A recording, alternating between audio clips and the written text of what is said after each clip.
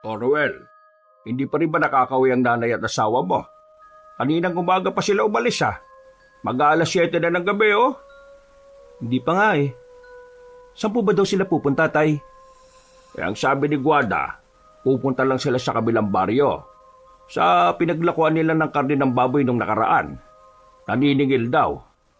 Abay medyo malaki-laki rin na halaga yun ah. Baka po kung napaano na sila sa daan ni Nympha. Ano kaya kung salubungin na lang natin? Malapit na rin naman siguro dito sa baryo natin yun. Ano ka ba? Huwag ka mag-isip ng masama, no? O siya, sige.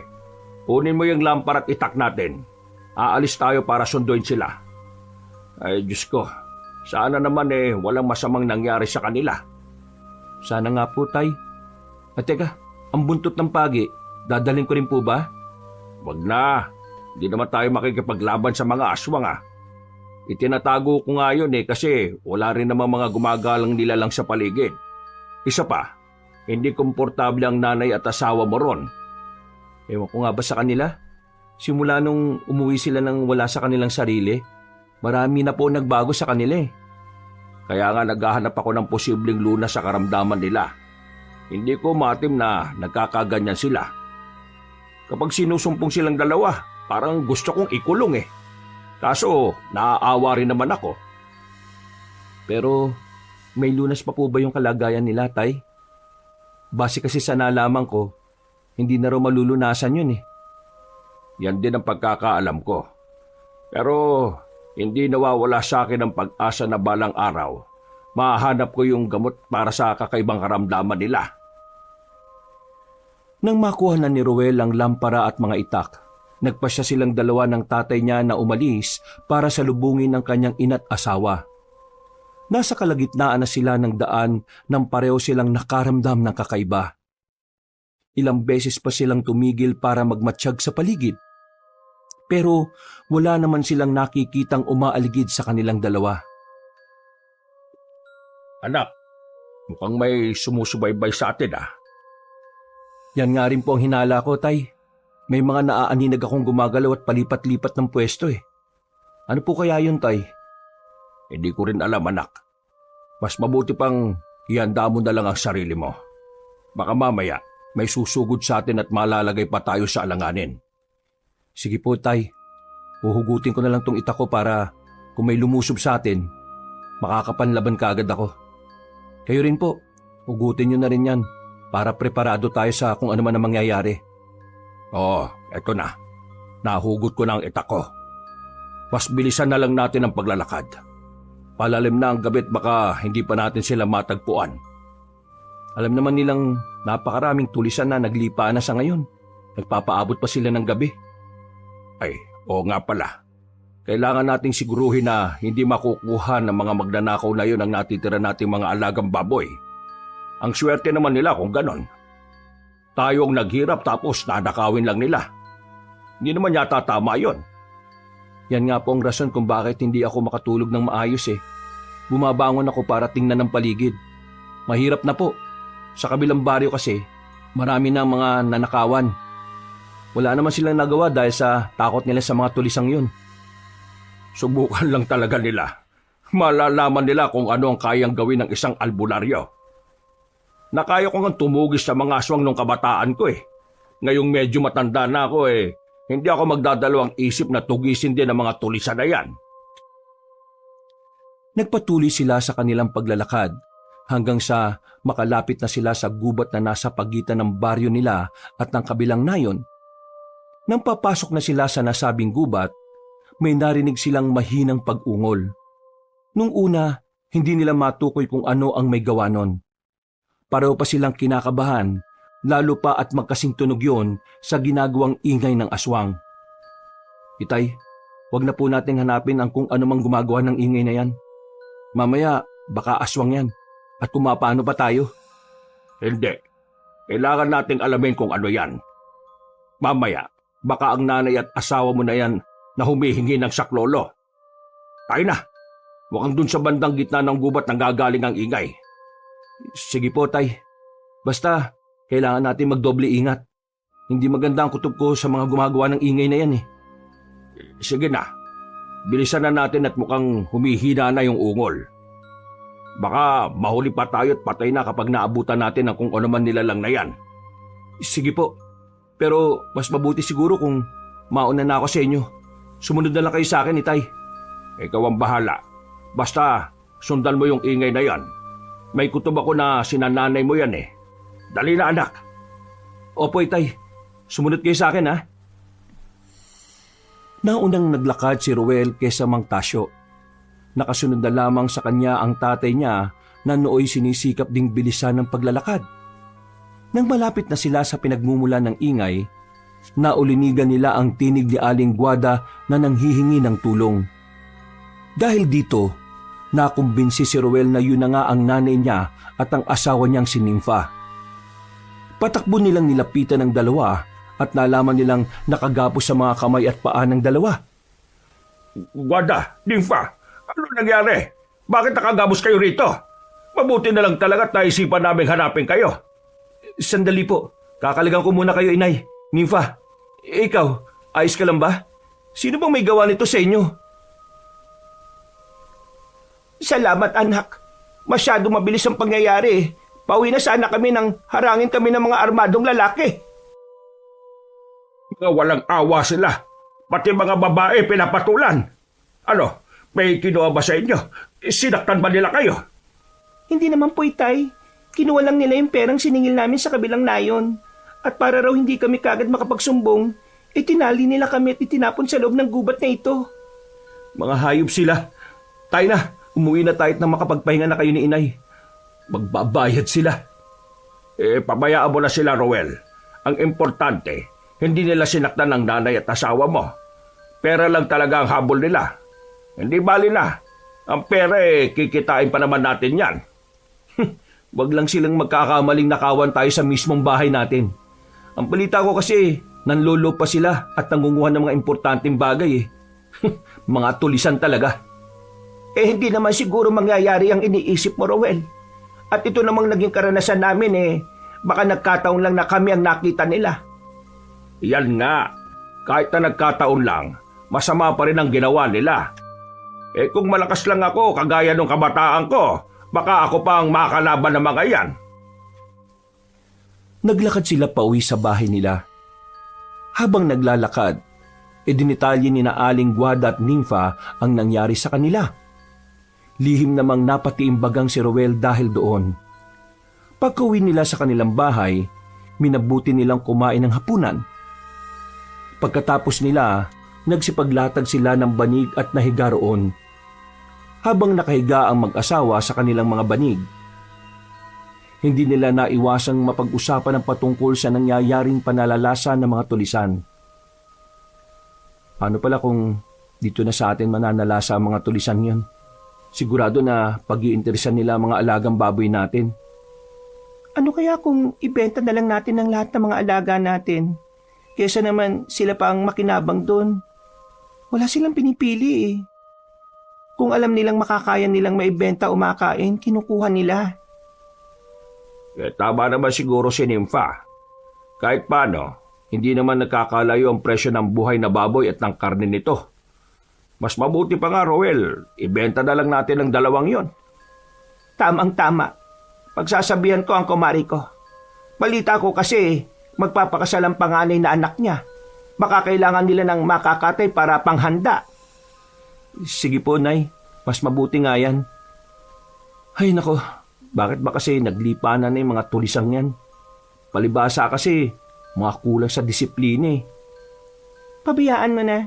Ang importante lang naman, hindi nila tayo sasaktan. Kaya kayong dalawa ha, sa susunod, wag na kayo magpapaabot ng gabi sa daan. Nung nakaraan, inaabot kayo. Tapos pag uwi nyo rito, para kayong mga wala sa sarili. Tinatanong ko kayo kung ano nangyari. Wala naman kayong maisagot sa akin. Wala sa sarili? Ano ba pinagsasasabi mo, Tasyo? Hindi ba talaga ninyo naaalala ni Nympha ang nangyari nung gabing yon? Hindi po talaga, Tay . Ang huling naalala ko noon, nagpabalik-balik kami sa daan namin. Parang pinaglalaroan yata kami ng engkanto. Bakit? Ano ba nangyari sa amin ni Nympha? Sabihin mo na nga, Tasyo, baka sakaling maalala pa namin at maikwento sa inyo. Ganito yon. Nang umuwi kayong dalawa, bigla kayong nawalan ng malay. Ang napansin namin nung makita namin kayo parang wala kayo sa sarili ninyo. Naglaway kayo at nanlilisik ang mga mata ninyo. Ang ipinagtataka lang namin, nagrereklamo kayo na sobra ang gutom at uhaw ninyo. Ganun po ba, Itay? Pero alam po ninyo, ilang gabi na rin ako nananaginip ng malaking baboy. Kulay itim siya at nagbabaga mga mata niya. Parang buwan ng kulay. Basta, ang laki niya. Teka, ganyan din ang panaginip ko ah. Sumasama raw ako sa malaking baboy at pumupunta kami sa kung saan-saan. Pabayaan na ninyo yan. Panaginip lang naman yan Baka kung may mas malalim pang kahulugan yan. Sasakit lang ang ulo natin sa kakaisip. Sige na. Matulog na tayo. Alam kong pagod kayo dahil sa nangyari. Mas mabuti pa nga. Hanggang ngayon, sumasakit pa rin ang mga paa at kamay ko dahil sa pagkakagapos Nagpasya na silang lahat na matulog. Makaraan ng ilang oras, naalimpungatan si Ruel dahil sa ingay na naririnig niya. Agad niyang naisip na baka mga tulisan niyo na gustong nakawi ng mga alagang baboy nila. Dahil dito, bumangon siya para kumuha ng gasera at itak. Napalunok siya ng kanyang laway nang mapagtanto niyang wala sa tabi niya si Nympha. Napalingon din siya sa banig ng mga magulang niya. At mas nagtaka siya nang malaman niyang wala rin doon ang nanay Guada niya. Minabuti niyang lapitan ng tatay niya at gisingin ito. Tay, umalis ulit sila nanay at Nympha. Sigurado ko na nawala na naman sila sa mga sarili nila. Anong gagawin natin? Nalinti ka na.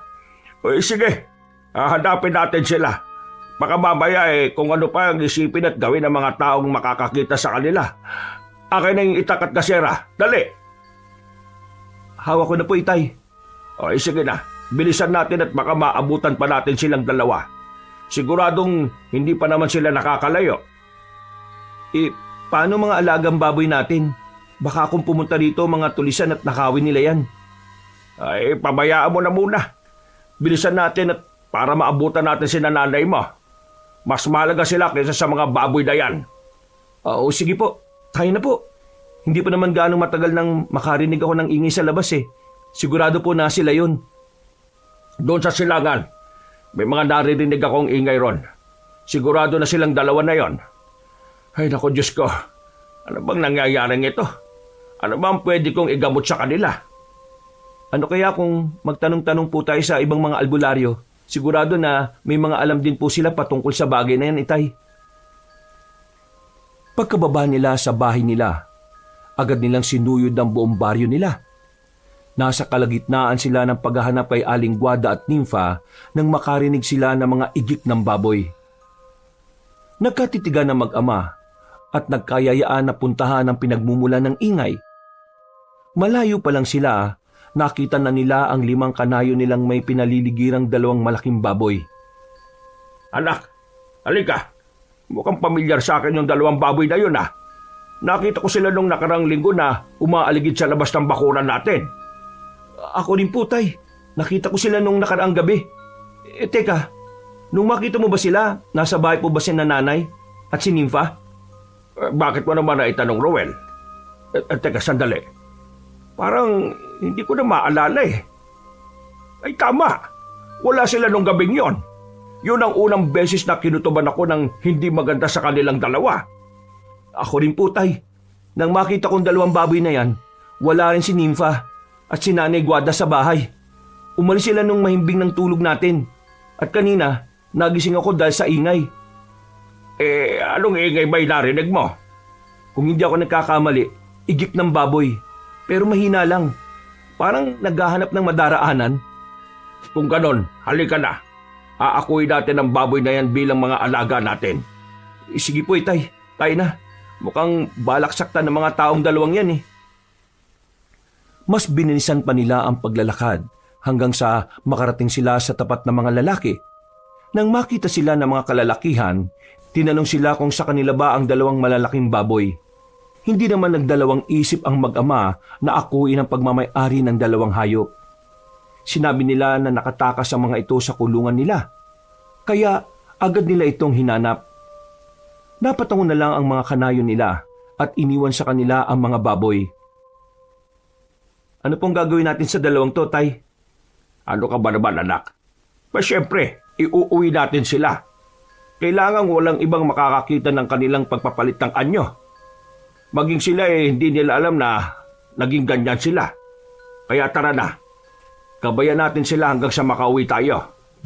Sige po. Kayo na po nasa likuran at ako naman ang unahan. Masanay po kasi akong gumabay ng mga baboy eh. Bilisan lang po natin at baka ninanakaw na yung mga tunay na alaga natin. O siya, sige. Tayo na. Bukas din, maghanap na tayo ng pwedeng igamot sa nanay at asawa mo. Hindi pwedeng manatili silang ganyan. Mahirap gamutin kapag nakakakain na sila ng sariwang karne. Sa palagay niyo po ba, hindi pa talaga sila nakakakain ng karne ng tao? Bakit po nakakaganyan sila? Malakas ang kutob ko na hindi pa. Hindi pa sila gaanong agresibo eh. Kung agresibo na sila, siguradong kawawa yung mga tulisan sa kanila ng gabing matagpuan natin sila sa gubat. Sa bagay po, may punto naman po kayo. At kung nakakain man sila ng karne ng tao, di sana natagpuan natin silang duguan. O kung hindi man malansa sila. Kaya nga, Ruel, basta sisikapin kong makahanap agad ng gamot.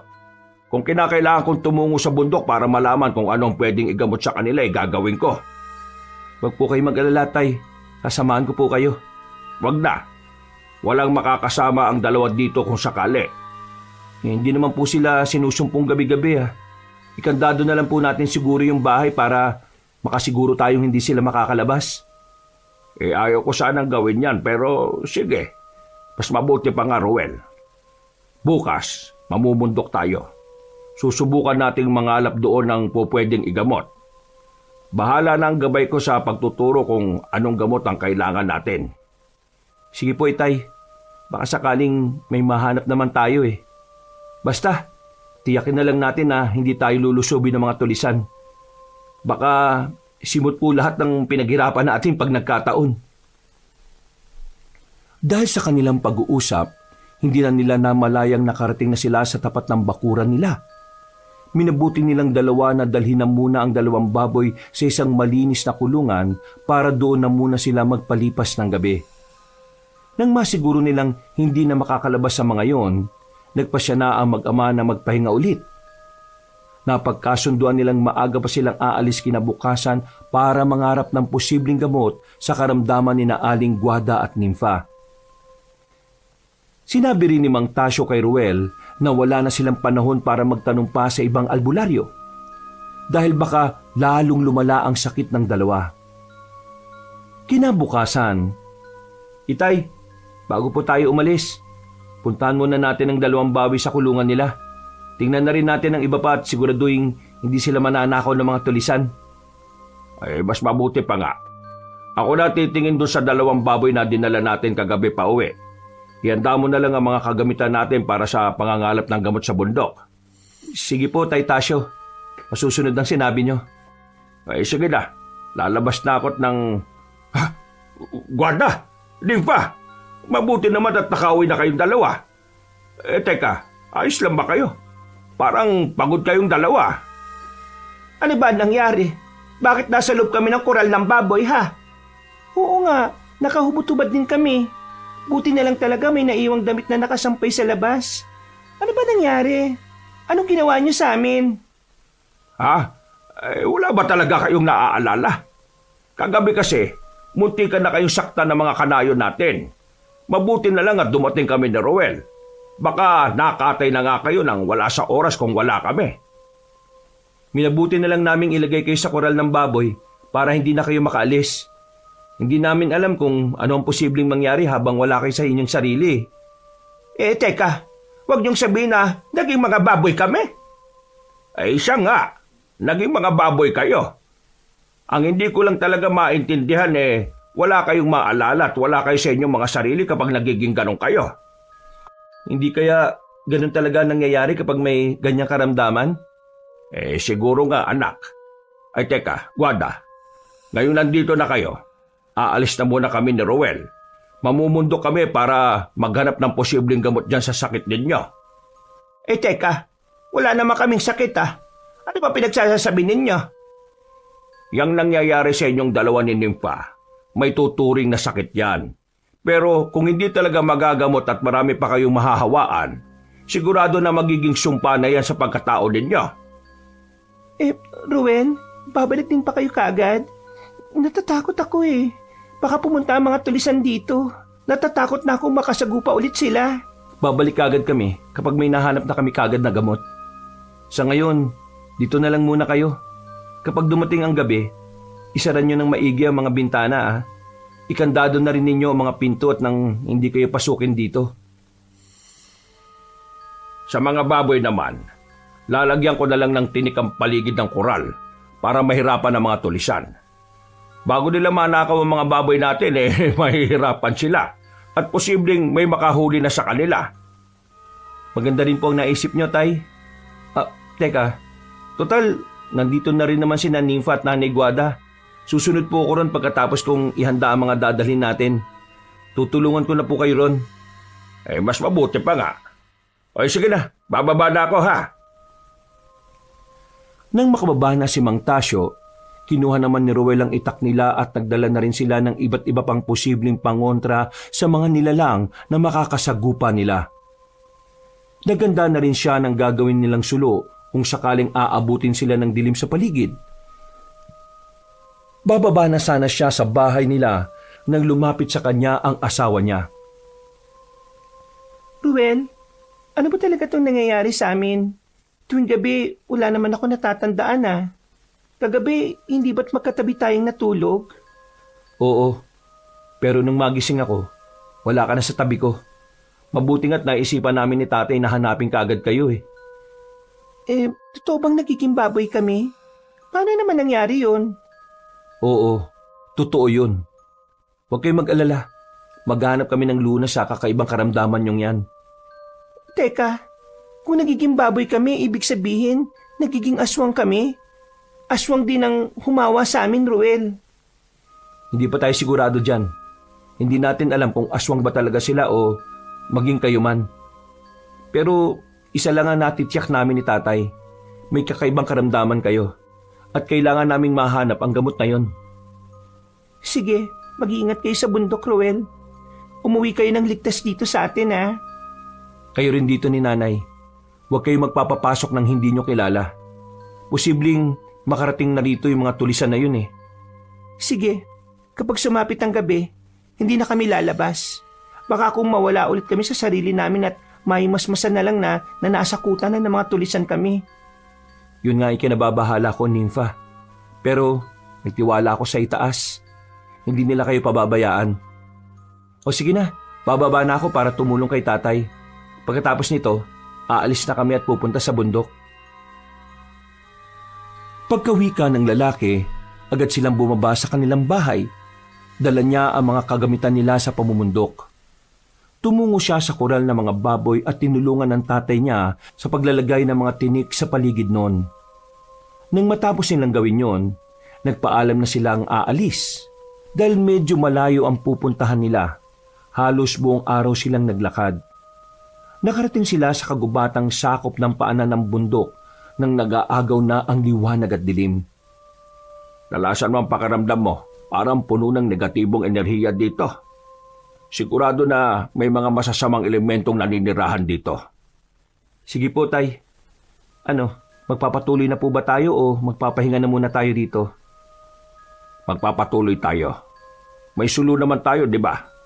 Isa pa, kailangan nating mahanap ang lunas sa karamdaman nila. Paano po kung mabigo tayo ngayon? Kailangan muna nating umuwi. Hindi natin pwedeng pabayaan ang nanay at asawa mo. Kapag sinumpong sila, wala sila sa kanilang sarili. Baka kung ano pa ang mangyari sa kanila kapag nahuli sila ng mga tao. Sige po. Mas mabuti nga po na umuwi na lang tayo. Baka kasi kung ano pa ang gagawin ng mga tao sa kanila Ay sige, Rowel. Tayo na't pumasok muna tayo sa gubat. Pagkatapos, umakyat tayo sa bundok. Baka sakaling may mahanap tayo ron. Ay, patnubayan sana tayo ng mga gabay natin. Sinimulan nilang maghanap sa gubat na nasa paanan ng bundok. Dahil hindi rin alam ni Ruel kung ano talaga ang hinahanap ng tatay niya, sumama na lang siya rito nang kung walang anumang sinasabi. Ayon pa kay Mang Tasyo, pinakiramdaman niya ang mga gabay niya at kung ano ang halamang ituturo nila. Nasa kalagitnaan sila ng pagsuyod sa kagubatan nang may marinig silang mga pag-angil. Ano po kayong gumagawa ng ingay na yun? Baka po may mga asong gubat dito, Itay. Inaan mo lang ang boses mo. Hindi yan mga aso. Kung hindi ako nagkakamali, mga aswang sila. Sige na, pabayaan na natin sila. Hindi naman nila tayo gagawa ng masama kung hindi tayo magsisimula ng gulo eh. Paano po kung may binibiktima sila? Baka kailangan natin tulungan ng kung sino mang pinagkakaisahan ng mga aswang. Sa bagay nga anak, may punto ka rin naman sa sinabi mo. Baka mamaya may tao talagang pinagtutulungan ng mga nilalang na yon. Sige na, Itay. Bilisan na lang natin. Kailangan din nating masiguro kung totoo mga aswang ang mga yon. Ay sige anak, mukhang doon nagagaling ang ingay eh. Halika, puntahan na natin. Sige po, Tay Tasyo. Habang papalapit sila roon, kumakabog na mabilis ang dibdib ni Ruel. Pinagpapawisan siya ng malapot at parang lumalakit gumagaan ang ulo niya. Sinikap niyang huwag pansinin ang takot na nararamdaman niya. Makalipas ang ilang sandali, mas nakalapit na sila sa pinagmumula ng pag-angil. Namulagat na lang ang mga mata nila nang makita ang tatlong nilalang na kinakaladkad ng katawan ng isang tao. Itay, mukhang buhay pang taong yan ah. Tulungan po natin siya. Baka po pagpiestahan siya ng mga aswang. Ay sige anak, tayo na. Kunin natin ang atensyon ng mga aswang na yan. At kapag naibaling na nila ang pansin sa atin, lalabanan natin sila. Sige po. Kahit na ito ang unang beses kong makipaglaban sa mga yan, hindi ako matatakot sa kanila. Bay dapat lang. Ang mga kagaya nila ay hindi dapat kinatatakutan. Walang puwang dito sa mundo ang mga nilalang na walang ibang ginawa, kundi ang mamerwisyo ng mga taong namumuhay ng tahimik. Kaya nga po tay, alam po ninyo, kung bibigyan lang ako ng kapangyarihan, gagamitin ko yun laban sa kanila. Kapangyarihan? Hindi mo kailangan yan kung talagang gusto mong labanan ng mga masasamang nilalang.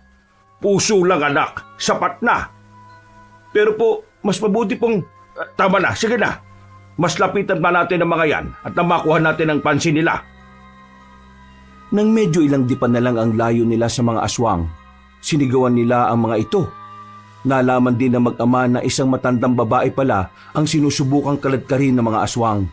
Kaya nang maagaw na nila ang pansin ng mga nilalang, binitiwan nila ang matanda at napaharap kina Ruel. Inihanda naman na mag-ama ang itak nila para sa gagawing pag-atake ng mga aswang. Anak, sa iyo yung nasa kanan at ako naman ang bala sa aswang na nasa gawing kaliwa. Paano naman po yung nasa gitna, tay? Baka po kung ano ang gawin niya sa matanda. Ako nang bahala sa kanya.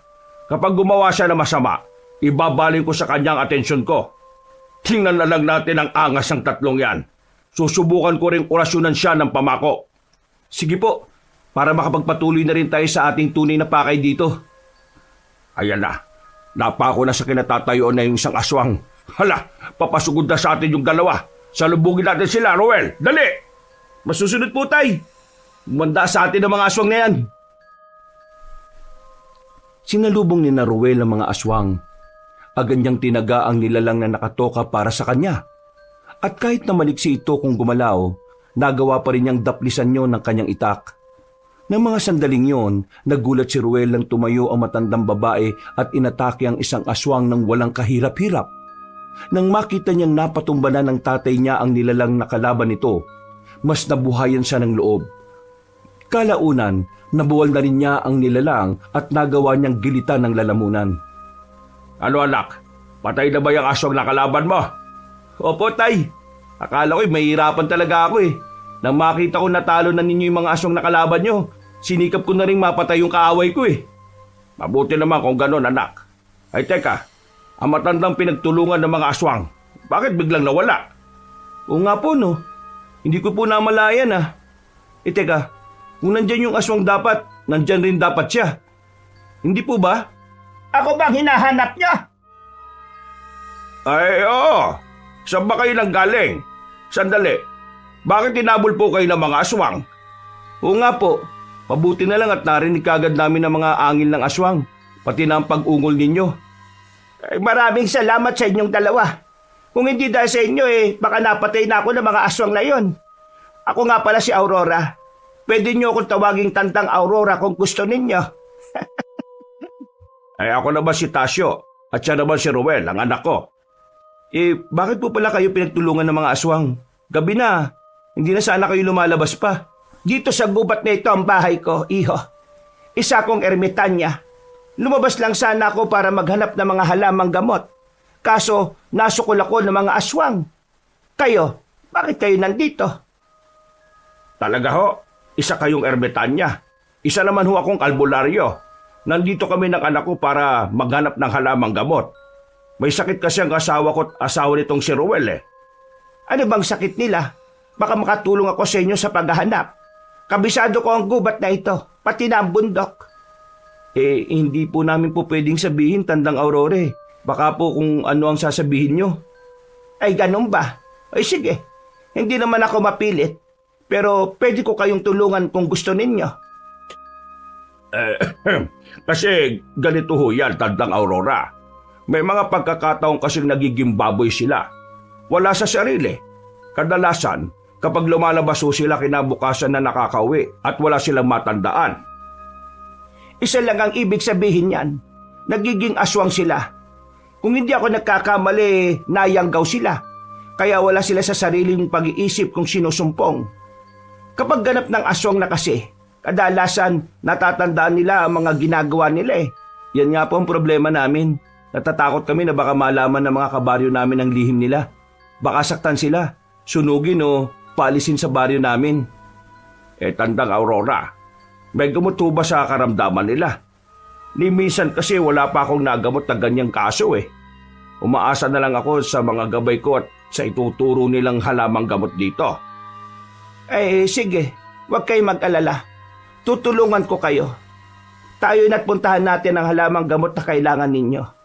Hindi ko inakala na kahit bagong yanggaw, nagagawa nilang magbago ng anyo. Matinding aswang kung gano'n ang nakahawa sa kanila. Nang mga panahong yon, pumayag si Ruel na tulungan ng matandang ermitanya. Nagsimula na rin silang maglakad at iniwan nila ang mga bangkay ng aswang doon. Habang naglalakad, ikinwento rin ni Ruel ang patungkol sa pananalasa ng mga tulisan sa kanayunan. Nagkwento rin si Tandang Aurora patungkol sa mga aswang na nakalaban niya. Malakas ang kutob ko na mga tulisan na yan ay mga aswang na kung tawagin ay tagultok. Mga aswang na kumakain ng kapwa aswang at mga yanggaw. Kung ganun nga po, ibig sabihin, nanganganib ang asawa at ina ko. Itay, hindi natin dapat pabayaan si Nympha. Aswang na tagultok? Aba, pamilyar sa akin ang mga aswang na yan ah. Minsan nang nakasagupan ng tatay ko mga nilalang na yan, pero hindi niya nagawang matalo ang pinulo nila. Kailangan makuha niyo ang gamot at mapainom agad sa kapamilya ninyo. Maaamoy sila ng mga tagultok kapag nanatili silang mga aswang.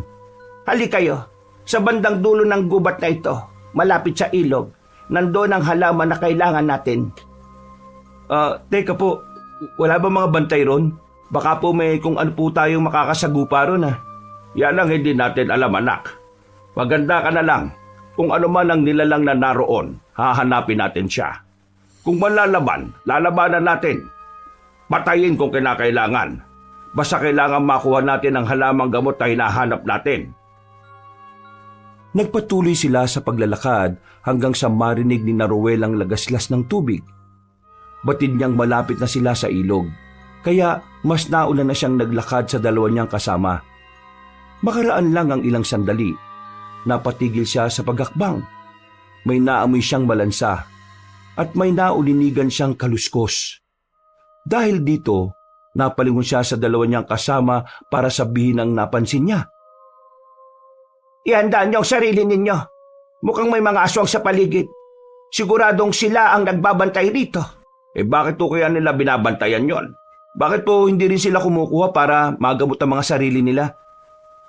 binabantayan nila ang mga halamang nandito dahil ayaw nilang may makakuha ng gamot. Kapag kasi may kumukuha, ibig sabihin mababawasan at malulunasan ang pagiging aswang ng kung sino man. At ang ibig kong sabihin yan, mababawasan din ang pagkain nila, tama ho ba? Natumbok mo, Tasyo. Hala, sige na, lumapit na tayo ron. Roel, ikaw ang kukuha ng mga dahon ng halaman, ha? Yang mga halaman na may kulay lilang dahon, yan ang kukunin natin. Sige po, Tandang Aurora. Kampanting lumapit si Roel sa mga halamang may kulay lilang dahon. Agad din siyang pumitas ng mga dahon nito at minabuting itago sa kanyang bulsa. Nang patapos na siya sa pagkuha ng mga dahon, natigilan siya nang makarinig siya ng sunod-sunod na yabag ng paa. Sinundan niyo ng pagmumura ng Tatay Tasyo niya, kaya napalingon siya sa kinatatayuan nila ni Tandang Aurora. Nakita niyang may mga aswang na nakahandang umatake sa kanila. Kaya hinugot niya ang kanyang itak. Humakbang na rin si Roel palapit sa kanyang tatay at sa matandang ermitanyang kasama nila. Minabuti niyang isandal ang ginawa niyang sulo sa isang malaking puno. Mga tagultok ang mga yan! Sige, mas mabuting umalis na kayong dalawa. Ako nang bahala sa mga nilalang na yan. Kaya ko silang talunin na mag-isa. Hindi po, tutulungan ka namin. Baka mapano ka pa, Tandang Aurora. Tama si Roel, mahina ka pa dahil sa ginawa sa iyo ng mga aswang. Mamaya na kami aalis. Tatapusin muna natin ang mga tagultok na yan. Kayong bahala, mag-ama. Hala, ito na natin ang pansin natin sa kanila. Hindi sila susugod sa atin dahil wala ni isa sa ating ang aswang. Pero kailangan pa rin natin silang labanan dahil susundan nila kayo para lang malaman kung sino ang aswang na pagdadalhan nyo ng mga dahon na yan. Kung ganun, dapat lang nalabanan muna natin ang mga yan. Kapag napatay natin sila, sigurado pong magiging ligtas na rin si Nanay at si Nympha. Napasigaw si Mang Tasyo at iwinasiwa sa eryang itak niya. Ipinakita rin ni Roel ang mga dahong nakuha niya. Kaya napaangil ang mga aswang. Walang ano-ano, sumugod sila sa kinaroroonan ni Roel at ang kada nilalang na lumalapit sa kanya, inuundayan niya ng pagtaga. Nasa kalagitnaan na sila ng pakikipaglaban nang mapansin nilang hindi malang nasusugatan ng mga nilalang. Tandang Aurora, bakit parang walang silbi yung mga itak namin sa kanila? Samantalang yung tungkod nyo, nakakasakit sa mga aswang. Yan pa ang bagay na kailangan nyong malaman. Walang silbi sa mga aswang na yan ang simpleng patalim. Kailangan may dasal ang mga yan. Etong tungkod ko, kargado ng dasal. Kaya kahit wala itong talim, nakakasugat pa rin sa kanila. Kung ganun po, anong gagawin namin? Sige lang anak, kung hindi natin magagamit ang talim ng itak natin, gamitin na muna natin ito bilang mga pamalo sa kanila. Ako nang bahala, Ruel. Ikaw na ang mauna. Akin na yung itak mo at dadasalan ko. Isusunod ko ang itak mo, Tasyo. Binulungan ni Tandang Aurora ang mga itak nila ng mga salitang hindi maintindihan. Maya-maya, Maraming salamat po, Tandang Aurora. Salamat din sa iyo. Ngayon, humanda na ang mga tagultok na ito. nagpatuloy ang pakikipaglaban ni Ruel sa mga aswang na tagultok. Napapangisin na lang siya nang mapansin niyang tinatablan na ang mga aswang ng kanilang itak. Nang lumaon, isa-isang natumba ang mga aswang. Ang iilan sa kanila ay nawalan ng buhay, pero may iba pang nagsusumikap na bumangon at manlaban. Dahil dito, para hindi na sila maging banta kina Ruel, nagpasya ang tatlo na tuluyan ng patahin ng mga nilalang. Pwe! Yan ang dapat sa mga aswang na yan. Mga salot sila. Wala silang pinagkaiba sa mga tulisang nananalasa dito sa atin. Kung totoo man pong mga aswang na tagultok ang mga tulisan, ibig pong sabihin, lalo pang nanganganib si Nanay at Nympha. Tama si Roel, Tasyo. Ay, siya nga pala. Ang dahong yan ay pakuluan ninyo at ipainom sa umaga bago mag-agahan. 3 araw lang ninyong ipapainom yan. Pagkatapos, hihintayin nyo sa ika-4 na araw, mawawala na ang sumpa ng pagkaaswang sa kanila. Sige po. Teka, mas mabuti siguro kung ihahatid lang po muna namin kayo. Baka harangan po kayo ng mga aswang at kung ano pa ang gawin nila sa inyo. Wag na. Kaya ko naman ang sarili ko. Ang alalahanin nyo ay ang kapamilya ninyo. Medyo matagal pa bago mag-umaga. Baka pumunta ang mga tagultok sa inyo at kung ano pa ang gawin nila. Sigurado ho ba kayo, Tandang Aurora? Baka po kasi kung ano mangyari sa inyo eh. Huwag niyo akong alalahanin. Umuwi na kayong dalawa at kailangang mapainom ang pinaglagaan ng dahon na yan. Salamat po na marami, Tandang Aurora. O sige na, sabay na tayong tatlo na maglakad. Eh teka, Tandang Aurora, saan ba banda ang tirahan ninyo? Diyan sa mismong bundok, sa isang tagong kuweba. O sige, ihahatid ko na lang kayo patungo sa labas ng gubat na ito, ha? Ay teka, may gusto pa pala akong ibigay sa inyo. Ano ho ba yan, Tandang Aurora? Ito, mga bihirang mutya ito. Itong isa, gusto kong ipagkaloob ito sa iyo, Tasyo. Ito ang mutya ng kidlat na lumulutang sa tubig.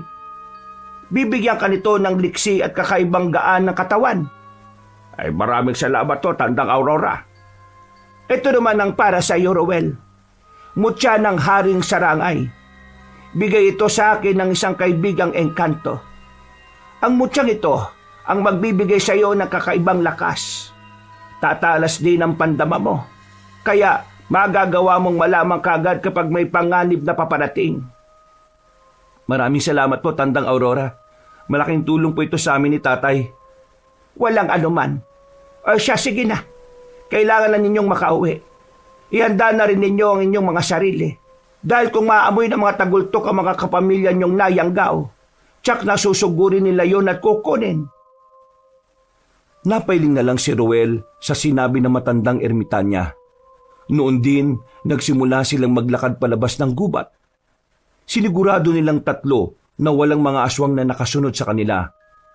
Nang sa gayon, masisiguro na mag-ama na hindi matutunto ng mga aswang ang bahay nila. Nang nasa labas na sila ng gubat, panandali ang natigilan ng matanda at napatitig sa malayo. Kapag kailangan nyo ng tulong, pumunta lang kayo rito at sumigaw. Lalabas agad ako sa kuweba ko para salubungin kayo. Maraming salamat to, Tandang Aurora. Isang malaking karangalan ang makilala ka namin. Balang araw po, makakaganti rin kami sa inyo. Dahil sa mga pagtulong niyo sa amin ni Tatay. Huwag na ninyong isipin yan. Ang mahalaga, ligtas niyong nakuha ang dahon na makakagamot sa pagkayanggaw ng asawa mo at saka sa iyong nanay. Ay paano ho? Mauna na ho kami, Tandang Aurora. Maraming salamat huli. Mag-iingat po kayo dito. Paalam po. Nagsimula na maglakad pauwi sa kanilang nayo na mag-ama. Nang medyo nakalayo na si Rowel, nilingon pa niya ang kanilang pinanggalingan, pero wala na roon na matandang ermitanya. Nang mga panahon ding yon, nakaramdam ng kakaiba si Rowel. Sobrang gaan ang katawan niya. Napansin din niyang naging mas matalas ang pandama niya, kaya napangiti na lang siya. Kalaunan, nakarating na sila sa kanilang baryo. Itay, parang sobrang tahimik ng nayo natin ha. Pakiramdam ko, may kakaibang nangyayari. Ano bang ibig mong sabihin, anak? Ewan ko ba? Hindi maganda kutob ko eh.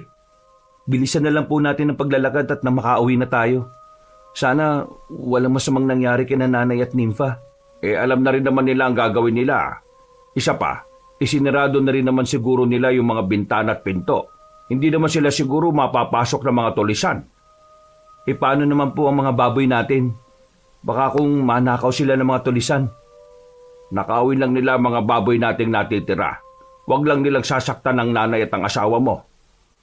Mas mahalaga ang buhay nila kaysa sa mga alagang hayop natin. Sandali po. Naniniwala ba kayo na ang mga tulisan na yun ay mga tagultok? Hindi ko lang alam kung maniniwala ko.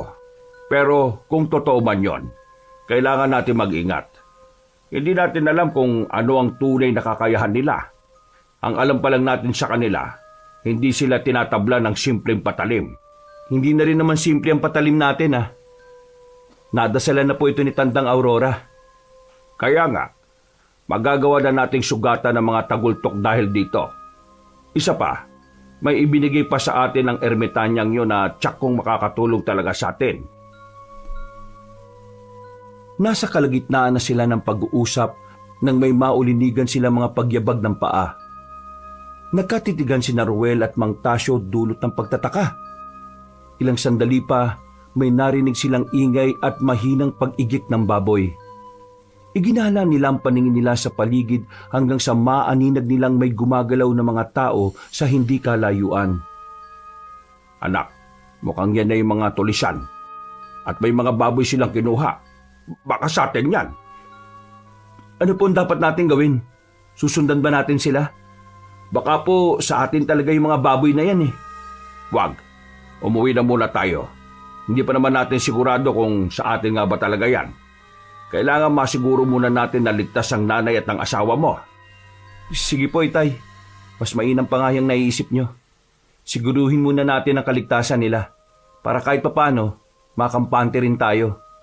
Kung totoo mang baboy natin ang ninakaw ng mga tulisan, ano pong gagawin natin? Susubukan natin silang sundan. Hindi tayo dapat pumayag na kunin nila yung mga pinaghirapan natin. Kung ganon, tara na po. Para naman kung gusto natin sundan ng mga tulisan maabutan pa kagad natin sila. Hindi naman ganon kabilis ang paglalakad nila dahil sa 2 baboy na ninakaw nila. Tama ka, anak. Ay sige na, bilisan natin ang paglalakad at nang makarating kaagad tayo sa bahay. Sige po, Itay. Ewan ko ba, lumalakas ang kabog ng dibdib ko Huwag mo nang pansinin yan, anak. Baka dahil lang yan sa nangyaring laban natin sa mga aswang. Siguro nga po, Tay. O sige, susubukan kong wag nang pansinin ito. Dahil sa pagkukwentuhan nila habang naglalakad, hindi nila namalayang malapit na sila sa kanilang bahay. Nagtaka pa ang mag-ama at agad na kinutuban ng hindi maganda nang mapansin nilang nakatiwangwang ang pinto. Dahil sa napansin nila, patakbo silang lumapit doon. Ilang beses silang tumawag kina Aling Guada at Nympha, pero walang sumasagot. Tumakbo na silang pareho papasok sa bahay at nabahala sila ng mapagtantong wala roon ng 2. Hindi ito maaari. Kung hindi ako nagkakamali, yung 2 baboy na tinangay ng mga tulisan ay sina Guada at Nympha. Ano ba naman to? Kung kailan natin nakuha ang gamot para sa kanila, saka pa sila mananakaw ng mga demonyong tulisan na yon. Hindi po natin sila kailangan babayaan, Itay. Sundan natin ang mga tulisan na yon. At kung tamang hinala natin, babawiin natin si Nanay at Nympha. Sige, pero bago ang lahat, tingnan na muna natin kung nandun pa sa kural yung mga baboy. Kung wala na ron, posibleng yun lang ang ninakaw ng mga tulisan. Ang asawa at nanay mo naman, baka kung saan na napadpad. Tara na po, kapag nandiyan pa ang mga baboy natin, kailangan natin sundan kagad yung mga tulisan na yun. Humanda ang mga taong labas na yan. Hindi ako makakaramdam ng awa dahil sa ginawa nila. Hindi ko sila mapapatawad kapag may ginawa silang hindi maganda sa asawa ko, pati na kay Nympha. Ewan ko nga ba kung paano nila nakuha ang 2. Malinaw naman ang habilin natin na huwag silang lalabas, di ba? Baka naman nawala na sila sa sarili nila at nang buksan nila, agad silang nagpalit anyo. Baka nagkataon na umaaligid sa baryo natin ang mga tulisan at naaktuhan nila sina Guada at Nympha. Kung hindi sila mga aswang, pag-iinteresan pa rin po nila si Nanay. Paano naman kasi kapag nag-aanyong baboy sila, mas malaki sila kaysa sa karaniwan at mas mahaba pa ang katawan? Aba, kung kakarnihin nila mga yon, tiba-tiba sila kung nagkataon. Yan ang hindi natin papayagan. Babawi natin ang nanay mo at ang asawa mo. Kahit napatayin ko pa silang lahat, wala akong pakialam. Lalabanan natin sila kung kinakailangan. Kung mga aswang man sila, mas mabuti nga. Kinakailangan maubos na mga salot sa lipunan na kagaya nila. Basta, uunahin natin palagi ang kaligtasan ng asawa at ng nanay mo. Opo, Tay, yan ang prioridad natin. Nang makalapit sila sa kural ng baboy, napamura ang mag-ama ng mapagtantong nandoon ang mga alaga nila. Nakumpirma nilang si Aling Guada at Nympha lang ang kinuha ng mga tulisan. Kaya noon din, iniwan nila ang sulo nila. Maging ang mga dahon na siyang gagamiting lunas sa kakaibang karamdaman ng 2. Noon din, tumakbo sila para balikan ang dinaanan nila. Sa tulong ng liwanag na mula sa buwan na kalilitaw pa lamang sa langit, hindi sila nahirapang baybayin ang daan. Dahil sa kakaibang bertud nilang mag-ama na nagmumula sa mutya nila, mas naging mabilis ang pagtakbo nila. Makalipas lang ang ilang minuto, nakita na nila ang mga tulisan. Sandali, tumigil muna tayo sa kakatakbo, Tay. Bakit naman?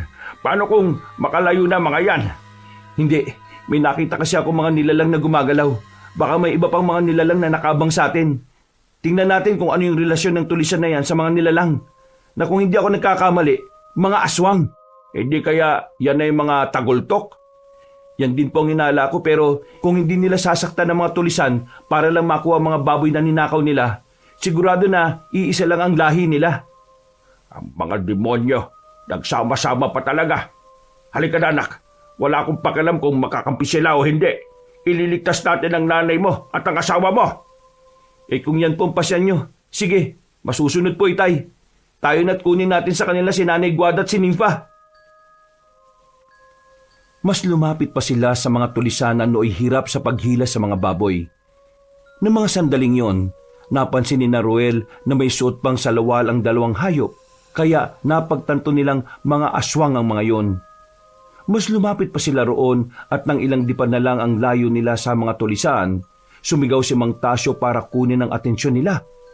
Napalingon naman ang mga armadong lalaki at nagulat sa presensya ng mag-ama. Mas lumapit pa si Ruel at Mang Tasyo sa mga lalaki.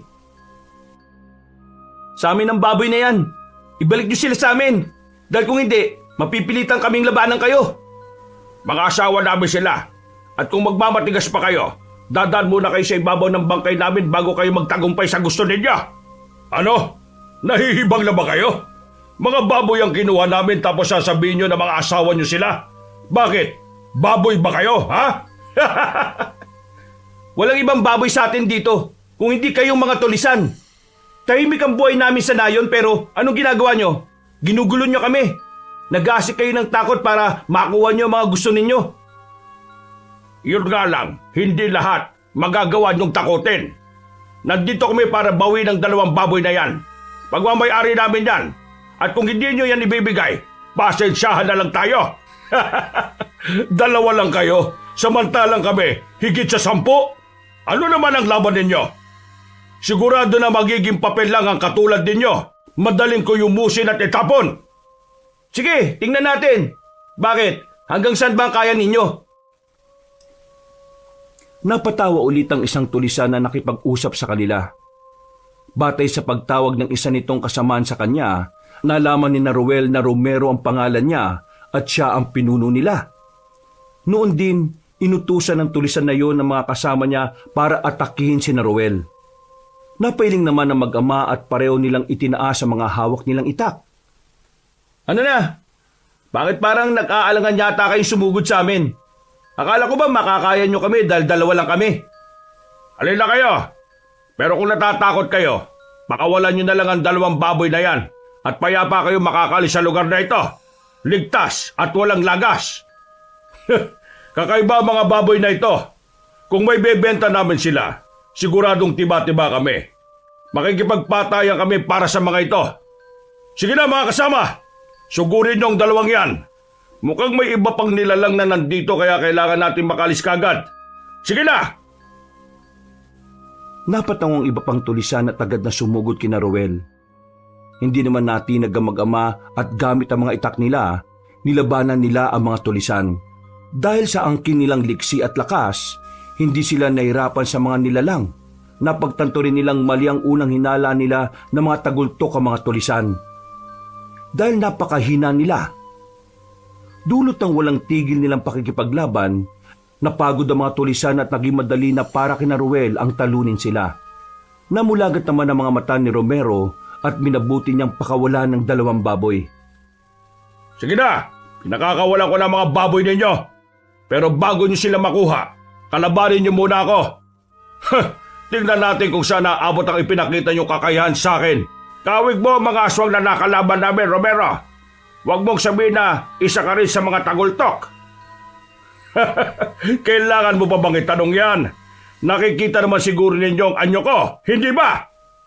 Kung isa kang tagultok, ibig sabihin, alam mo na mga yanggaw na aswang ang dalawang baboy namin at talagang pakay mong makuha sila.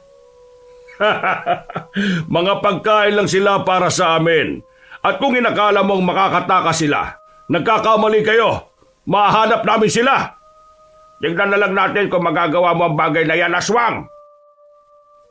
Pagkatapos magwika ng ama ni Ruel, inatake niya ang aswang. sinalubong naman siya ng tagultok. Kaya sumugod na rin si Ruel upang tulungan ang tatay niya. Habang nakikipaglaban sila, hindi may pagkakila na mag-ama ng maliksi si Romero. Subalit dahil sa mutyang tangan nilang mag-ama, nagawa nilang sabayan ng bilis ng tagultok na kalaban nila. Nasa kalagitnaan na sila ng pakikipagtunggali kay Romero nang mapansin nilang may iba pang aswang na umaaligid at nakaantabay sa kanila. Nasa kalagitnaan sila ng pakikipaglaban nang biglang nilundag ng aswang si Ruel, kaya nabuwal siya sa lupa. Ano? Mahina pala kayong dalawa kung ikukumpara sa lakas ko. Kung magagawa man ninyo akong patayin, natitiyak kong hindi rin kayo makakaligtas sa iba ko pang kasamahan. Diyan ka nagkakamali. Wala kami pakialam kung ano man ang mangyayari sa amin. At lalong wala kami pakialam kung marami kayo. Bakit? Nasisiguro mo bang tutulungan ka ng mga yan? Umalis ka na sa ibabaw ng anak ko. Alis! Kahit na ano pang gawin ninyo, hindi kayo magtatagumpay sa pagliligtas sa dalawang baboy na yon. Magiging pagkain namin sila sa ayaw at sa gusto ninyo. Talagang ayaw mong umalis ha? Ang dapat sa mga kagayo mo'y pinupugutan ng ulo. Sige tay, nahawakan ko ng ulo niya. Tagay na ninyo at nang matapos ng kahayupan ng aswang na ito, nagkakamali ka ng kinalaban, tagultok. Humugot ng lakas si Mang Tasyo. Sinikap naman ni Ruel na hindi na makapalag ang aswang. Makaraan lang ng ilang sandali, buong lakas na tinagaan ng tatay niya ang nilalang sa batok. Subalit, parehong natigilan na mag-ama nang biglang umatake sa kanila ang mga aswang. Bago pa man mapagtagumpayan ni Mang Tasyo ang balak niya, tumilapon na siya sa hindi kalayuan. Napamura na lang si Ruel nang mapagtantong nakawala si Romero at tinangay ito ng ibang aswang. Sinundan na lamang nila ng tingin ang mga nilalang na paalis sa kanilang kinaroroonan. Bumangon naman siya at nilapitan ng ama niya. Tinulungan niya itong makabangon at hinanap nila ang itak niya. Walang niya yun. Mapapatay na sana natin ang aswang na yun kung di lang siya tinulungan ng mga kasama niya. Ano pong nangyayari? Bakit bigla silang nagsipagtakas? Hindi ko rin alam anak. Sa ngayon, ligtas tayo. Pero sigurado na babalik sila. Kailangan natin paganda ng sandaling yan. Teka, natatandaan mo ba kung saan nagtungo yung nanay mo at ang asawa mo? Hindi ko po alam Sandali nga lang po. May mga kaluskos na palapit sa gubat. Baka doon sila pumasok, tay. Halika, bilisan natin at baka dukutin pa sila ng mga aswang. Sige po, tay. Pero naisip ko lang po, bakit hindi naging mga tagultok ang mga tulisan na una nating nakalaban? Samantalang nagpakilalang si Romero, nagpalit siya ng anyo at naging isang aswang. Posibleng mga utusan lang sila. Baka sila ang nagdudukot ng mga magiging biktima para dalhin sa mga mas nakakataas sa kanila. Baka ang Romero na yon ay siyang namamahala sa kanila at nagsisilbing pinuno. Pero malakas ang kutob ko na ang Romerong yun ang talagang pinakapinuno yan din ang hinala ko. O sige na, bilisan natin ang paglalakad at baka hindi na natin maabutan ng nanay at ang asawa mo. Pinuntahan nila ang bahagi ng gubat kung saan nila narinig ang mga ingay. Hanggang sa maaninag na nila ang dalawang baboy na animoy hindi alam kung saan pupunta. Lalapitan na sana nila mga yon pero natigilan sila na makarinig sila ng ilang ulit na pagtilaok ng tandang sa kanayunan. Napagtanto nila na marahil yun ang dahilan ng biglang pag-alis ng mga aswang. Namulagat naman ang mga mata nila nang makita nila kung paano nagpalit ng anyo sina Aling Guada at Ninfa. Mula sa pagiging baboy na may pambihirang laki, naging mga normal na tao silang dalawa. Noon din, patakbong lumapit ang mag-ama kina Aling Guada. Guada, Ninfa, Diyos ko, mabuti na lang at walang masamang nangyari sa inyo. Sinabihan ko na kasi kayong huwag nang lumabas kapag sumapit ang gabi Mabuti na lang po't nakauwi kami kagad, Nay. Kung inumaga pa kami, baka nagtagumpay na yung mga tagultok na yon. Pasensya na kayo, Tasyo. Ewan ko ba? Nang medyo nawawala na kasi kami sa sarili namin, niyaya ko si Ninfa na pumunta sa koral ng mga baboy. Balak sana naming manatili roon hanggang sa mag-umaga. Bago po maging blanco ang isipan ko, may nakita ko mga armadong lalaki na papunta sa amin. Yun lang ang huling natatandaan ko. Pagkatapos, nawala na rin ako sa sarili ko. Mga walang yan tulisan na yun. Sigurado ko na nagiging mga tulisan din yung mga aswang na tagultok na yun eh. Maliban sa pananakot at pagnanakaw ng mga tao, may iba pa silang pakay. Ang hawaan at yang gawin ang ibang tao para maging pagkain nila. Nympha, Guarda, wag na kayo mag-alala. Nakuha na namin ang halamang gamot na magiging lunas sa kakaiba niyong karamdaman. Tayo na, umuwi na tayo nang makapagpahinga tayo. Malapit na rin mag-umaga eh. Mamaya, bago kumain ng agahan, ilalaga namin yon at iinumin nyo. Mabuti naman kung ganon. Maraming salamat sa inyong dalawa. Sana nga yan na ang talagang lunas sa karamdaman namin. Sana nga, Guarda. Kailangan mawala kaagad ang pakayanggaw ninyo. Malaking banta sa inyo mga aswang na tagultok. Tagultok? Ano ba yon? Sila ang mga aswang na kumakain ng mga nayanggaw. Kapag anyong tao sila, nagiging tulisan sila. Pero lingid sa kaalaman ng lahat, sila ay nagiging mga aswang. Pero bakit ba dito natin pinag-uusapan yan? Umuwi na tayo, doon natin sa bahay pagpatuloy ang pag-uusap natin. Tara na! Nagkasundo silang apat na umuwi na. Pagdating nila sa bahay nila, agad na pinuntahan ni Rowel ang tapat ng kural ng mga baboy nila kung saan nila iniwan ng dahon na siyang gamot sa pagiging yanggaw ng ina niya at asawa. Napabuntungin nga na lang siya nung malamang nandun pa rin ang mga dahon at ang kanilang gasera. Noon din, kinuha niya ito at pumasok na sa kanilang bahay. Ipinagpatuloy nila ang pagkukwentuhan doon. At halos hindi makapaniwala sina Aling Guarda at Nympha sa nangyari. Dahil pagod silang lahat, nagpasya na muna silang magpahinga.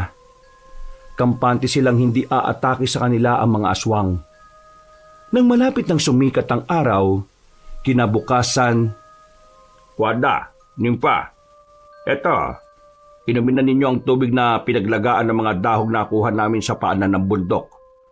Sana ito na ang magiging lunas talaga ng inyong pagiging yanggaw. Sige Tasyo. Amin na yan. Maraming salamat ha.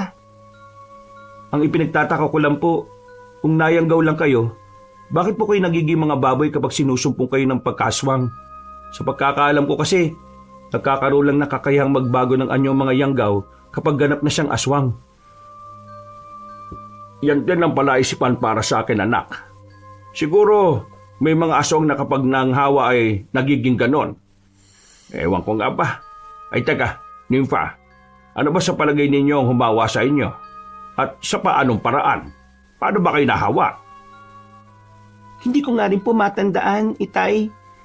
Teka, susubukan kong alalahanin. Kung hindi ako nagkakamali, dahil sa tubig na ininom namin, nangingi kami sa mga taong nag-iigib dahil nakaramdam kami ng uhaw ni Nanay Guarda.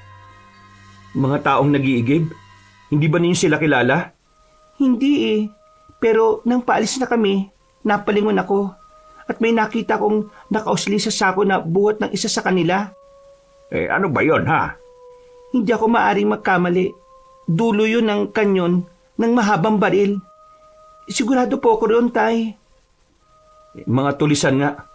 Mga walang hiya. Sigurado na sila yun. Baka ginamit nila ang pagkakataong nauuhaw kayo para hindi na ninyo mahalata yung gagawin nila. Basta, nung palapit na kami, napansin ko ang kumuha ng tubig para sa amin na may kung ano siyang ibinulong sa baso. Baka yun na nga yun. Sigurado na sinadya nilang hawaan kayo para maging yanggaw kayo. Ay nako, napakahayop nila. Gusto talaga nila kayong makuha. Pero hindi bale. Paglipas ng 3 araw, mawawala na rin ang pagkayanggaw na nasa loob ng katawan ninyo. Baka po ganyan ng mga tagultok kong mangyanggaw. Hindi bale, magtiwala lang tayo sa dahong nilaga natin. At pati na sa Diyos, magagamot ang karamdaman ninyo. Huwag lang silang manggugulo rito sa atin at susubukang kunin ulit ang nanay mo at ang asawa mo. Simula ngayong gabi, magbabantay po tayo, Itay. Hindi natin sila hahayaang magtagumpay sa kung anumang pakay nila. Hindi sila ginulo ng mga tagultok o mga tulisan. Gayunpaman, minabuti ni na Rowel na magbantay sa paligid. Lalo pat kabilugan ng buwan sa 3 araw ng pag-inom ni na Aling Guarda ng pinaglagaan ng mga dahong kinuha nila sa gubat. Sinigurado rin nilang walang mga dayong umaaligid sa kanilang bahay para magmatsyag sa kanilang mga galaw. Ngayon na 3 araw ng pag-inom ninyo, Inay. Sana naman, bukas o sa mga susunod pang araw hindi na kayo sumpungin. Sana po, tuluyan na kayong gumaling ni Nympha. Sana nga anak. Sobrang pait naman kasi nung pinaglagaan ng dahon na yan. Parang luluwa ang mga bituka namin. Napakapait. Tama si Inay Guada. Kung hindi lang talaga para sa kagalingan namin, hindi namin titisin ang pait na yun. Pero alam naman namin na pinaghirapan niyo yun kaya kailangan din naming inumin. Para rin naman sa amin yun Tama ka, Nympha. Hindi lang niyo alam kung anong dinanas namin para lang makuha yan. Nakipaglaban pa kami sa mga aswang na tagabantay niyan. Mabuti na lang at may tumulong sa aming isang ermitanya. Ermitanya po? Sino? Anong itsura niya? Matanda na siya Siguro mga nasa edad na 60 hanggang 70. Mahaba ang buhok, may nunal sa bandang noo at may peklat siya sa muka. Teka, Aurora po ba yung pangalan niya, Tay? Paano mo nalaman yan, Nympha? Kilala mo ba siya? Kung tama ang hinala ko, siya ang Lola Aurora ko. Matagal na siyang nawawala at isang beses ko lang siyang nakita. Tama pa lang sabi ng mga taga-amin dati, naging ermitanya siya. Siya ang tumulong sa amin, Nympha. Kung hindi dahil sa kanya baka natalo na kami ng mga aswang at hindi namin natagpuan ang halamang gamot para sa karamdaman ninyo. Gusto ko po siya makita. Saan ko po siya matatagpuan, Tay Tasyo, Ruel? Kung talagang lola mo siya, di sige. Kapag gumaling ka na, isasama ka namin sa bundok. Doon daw siya nakatira sa isang tagong kuweba. Sige po, gusto ko po siya makita ulit. Naging normal ang araw nilang mag-anak. Pagsapit ng takip silim, parehong nakaramdam ng kakaiba si Ruel at Mang Tasyo. Hindi sila mapakali at naging pabalik-balik sila sa bintana. Dumudungaw roon si Ruel at animoy may kung anong inaabangan. Kalaunan, nagpasya silang kumain ng hapunan. At pagkatapos nito, nagpaalam na si Ruel at Mang Tasyo na bumaba para magbantay sa paligid nila. Iba ang ihip ng hangin at parang malansa. Pero maalinsangan. At saka maalinsangan rin. Mahinala akong aatake yung mga tagultok ngayong gabi. Kailangan po natin maganda, Tay. Sige. Hindi natin papayagang makuha ulit nila ang nanay at ang asawa mo. Kung kinakailangan natin silang labanan ng patayan, gagawin natin. Tama po kayo, Tay. Kailangan hindi na maulit yung nangyari nung nakaraan. Hindi tayo papayag na nakawin ulit ng mga tulisan si nanay kapag naging anyong baboy ulit sila. Sana nga hindi na. Natapos na nilang 3 araw ng pag-inom ng pinaglagaan ng dahong nakuha natin sa gubat At sana, totoo ang sinabi ng matandang ermitanya na yun ang lunas sa pagiging yanggaw ni Nagwada. Yan din ang dinarasal ko, Tay. Ayaw ko pong masaktan sila o makasakit man ng ibang tao. Natigil na lang ang pagkukwentuhan nila nang makarinig sila ng mga kaluskos na nagmumula sa bandang likuran ng bakuran nila. Inisip nilang mag-ama na gustong umatake ng mga aswang ng patago, kaya hindi sila dumaan sa harapan. Saktong nandun na sila sa likuran, pareho silang nagtaka nang makarinig sila ng pag-igik ng mga baboy. Kasunod nito, narinig din nila ang pagsigaw ni na Aling Guada at Nympha. Itay, mukhang naisan tayo ng mga tagultok na yun Hindi ito maaari. Tayo na! Kailangan hindi nila makuha ang nanay mo at ang asawa mo sa ikalawang pagkakataon. Sige po, pero mas mabuti po siguro kung maghiwalay tayo, Itay. At kayo naman po, bumalik na lang sa dinaanan natin. Kung yun ang pasya mo, sige. Sumigaw ka lang kapag kailangan mo ng tulong, ha? Kailangan mapigilan natin sila sa pagkuha kay Nagwada at Nympha. Sige po, Tay. Tayo na. Humanda sa akin ang mga aswang na yan kapag may ginawa sila kina nanay. Hindi ko talaga sila mapapatawad. Nang maghiwalay ang mag-ama, minabuti ni Ruel na bilisan ng paggalaw. Habang patakbo siya pabalik sa tapat ng kanilang bahay, may nakita siyang mga nagbabaga mga mata na nakatitig sa kanya. Sa halip na matakot, mas nangibabaw sa kanya ang kagustuang mailigtas ang nanay at ang asawa niya. Walang ano-ano, narinig niya ang pagsigaw ng tatay niya. Mas binilisan niya ang pagtakbo. At nang makarating siya sa tapat ng kanilang bahay, nakita niyang nakalumpasay ang tatay niya. Nanlumo pa siya nang mapagtantong natangay na naman ng mga aswang ang kanyang nanay at ang kanyang asawa. Pasensya na anak, sinubukan kong pigilan ng mga tagultok pero naunahan nila ako. Muntik pa nilang makuha ang mutya ko. Mabuti na lang at nakalaban ako. Yun nga lang, naitulak agad nila ako eh. Wala po kayong kasalanan, tay. Tayo na po. Habulin natin ang mga aswang na yon. Hindi tayo papayag na magtagumpay sila sa pakay nila. Lalo pat malapit ang malunasan ng pagkayanggaw ni nanay at nimpa. Yan nga rin ang nasa isip ko eh. Tara na, magpasalamat na lang sila at naisahan nila ako. Pero hindi ako papayag na magawa pa nila yun sa ikalawang pagkakataon. Mga hayop sila. Teka, hindi pa po natin alam kung nasaan ang kuta ng mga tagultok na yan eh. Itay, baka po maligaw tayo kung hindi tayo makakalapit sa kanila ng husto. Sa kabilang baryo, kung saan sila naabutan ni Nagwada, baka nandun ang kuta nila. Halika, sundan muna natin sila at alamin kung totoong Halika, sundan na muna natin sila at alamin kung totoong hinala natin. Sige po, itay. Ay, teka, may paparating dito. Mukhang pamilyar sa akin yun ah. Si Tandang Aurora. Sana naman nandito siya para tulungan tayo. Ay sige, salubugin natin siya. Nang makalapit na sila sa matandang ermitanya, ibinalita nila rito ang nangyari. Nagalit din si Tandang Aurora dahil doon. At sinabi niyang alam niya kung saan ang kuta ng mga aswang. Magsisimula na sana sila sa paghabol sa mga tagultok na makarinig sila ng mga yabag na papalapit sa kanila. Agad na naalala ni Ruel ang mga aswang na nakapwesto sa labas ng kanilang bakuran. Kaya sinabi niya sa dalawa niyang kasama ang patungkol doon. Mga tagultok nga! Seryoso sila sa pagkuha sa dalawang yanggaw. Lalabanan na muna natin ang mga yan. Total, nandito na rin naman tayo sa sitwasyong ito. Sige o, Tandang Aurora. Ayan na po, malapit na rito sa atin ang mga hinayupak na yan. Sinalubong nilang tatlo ang mga nilalang. Dahil nasa 10 aswang ang naroon, nilabanan ni Ruel at Mang Tasyo ang tig-4 na aswang. Samantala, nakaharap naman ng matandang ermitanya ang 2 nilalang. Dahil sa kagustuang matalo agad ang mga nilalang na yon, itinoon ni Ruel ang pansin niya sa mga katunggal niya. Pagkalapit ang isa sa kanya, nilundagan niya ito at tinagasa ito. Inilag ang nilalang, pero dahil sa kakaibang diksi ni Ruel, nataga niya ang liig ng aswang. Kaya nabuwal ito. Nakita ng tatlo pa ang ginawa niya, kaya mas naging agresibo sila. Sabay silang umatake kay Ruel, pero ibinalibag lang sila ng lalaki. Yan ang dapat sa mga kagaya ninyo. Sige, bangon! Tutuluyan ko kayong tatlo. Bangon mga tagultok! Anak, tulungan mo si Tandang Aurora. Mukhang dihado siya sa 2 kalaban niya. Sige po, itay. Akong bahala. Hindi ko siya pababayaan sa mga aswang na yan. Maraming salamat, Ruel. Talagang ang matanda na ako. Mahina na ang aking mga buto sa pagkikipaglaban. Salamat at tinulungan mo ako.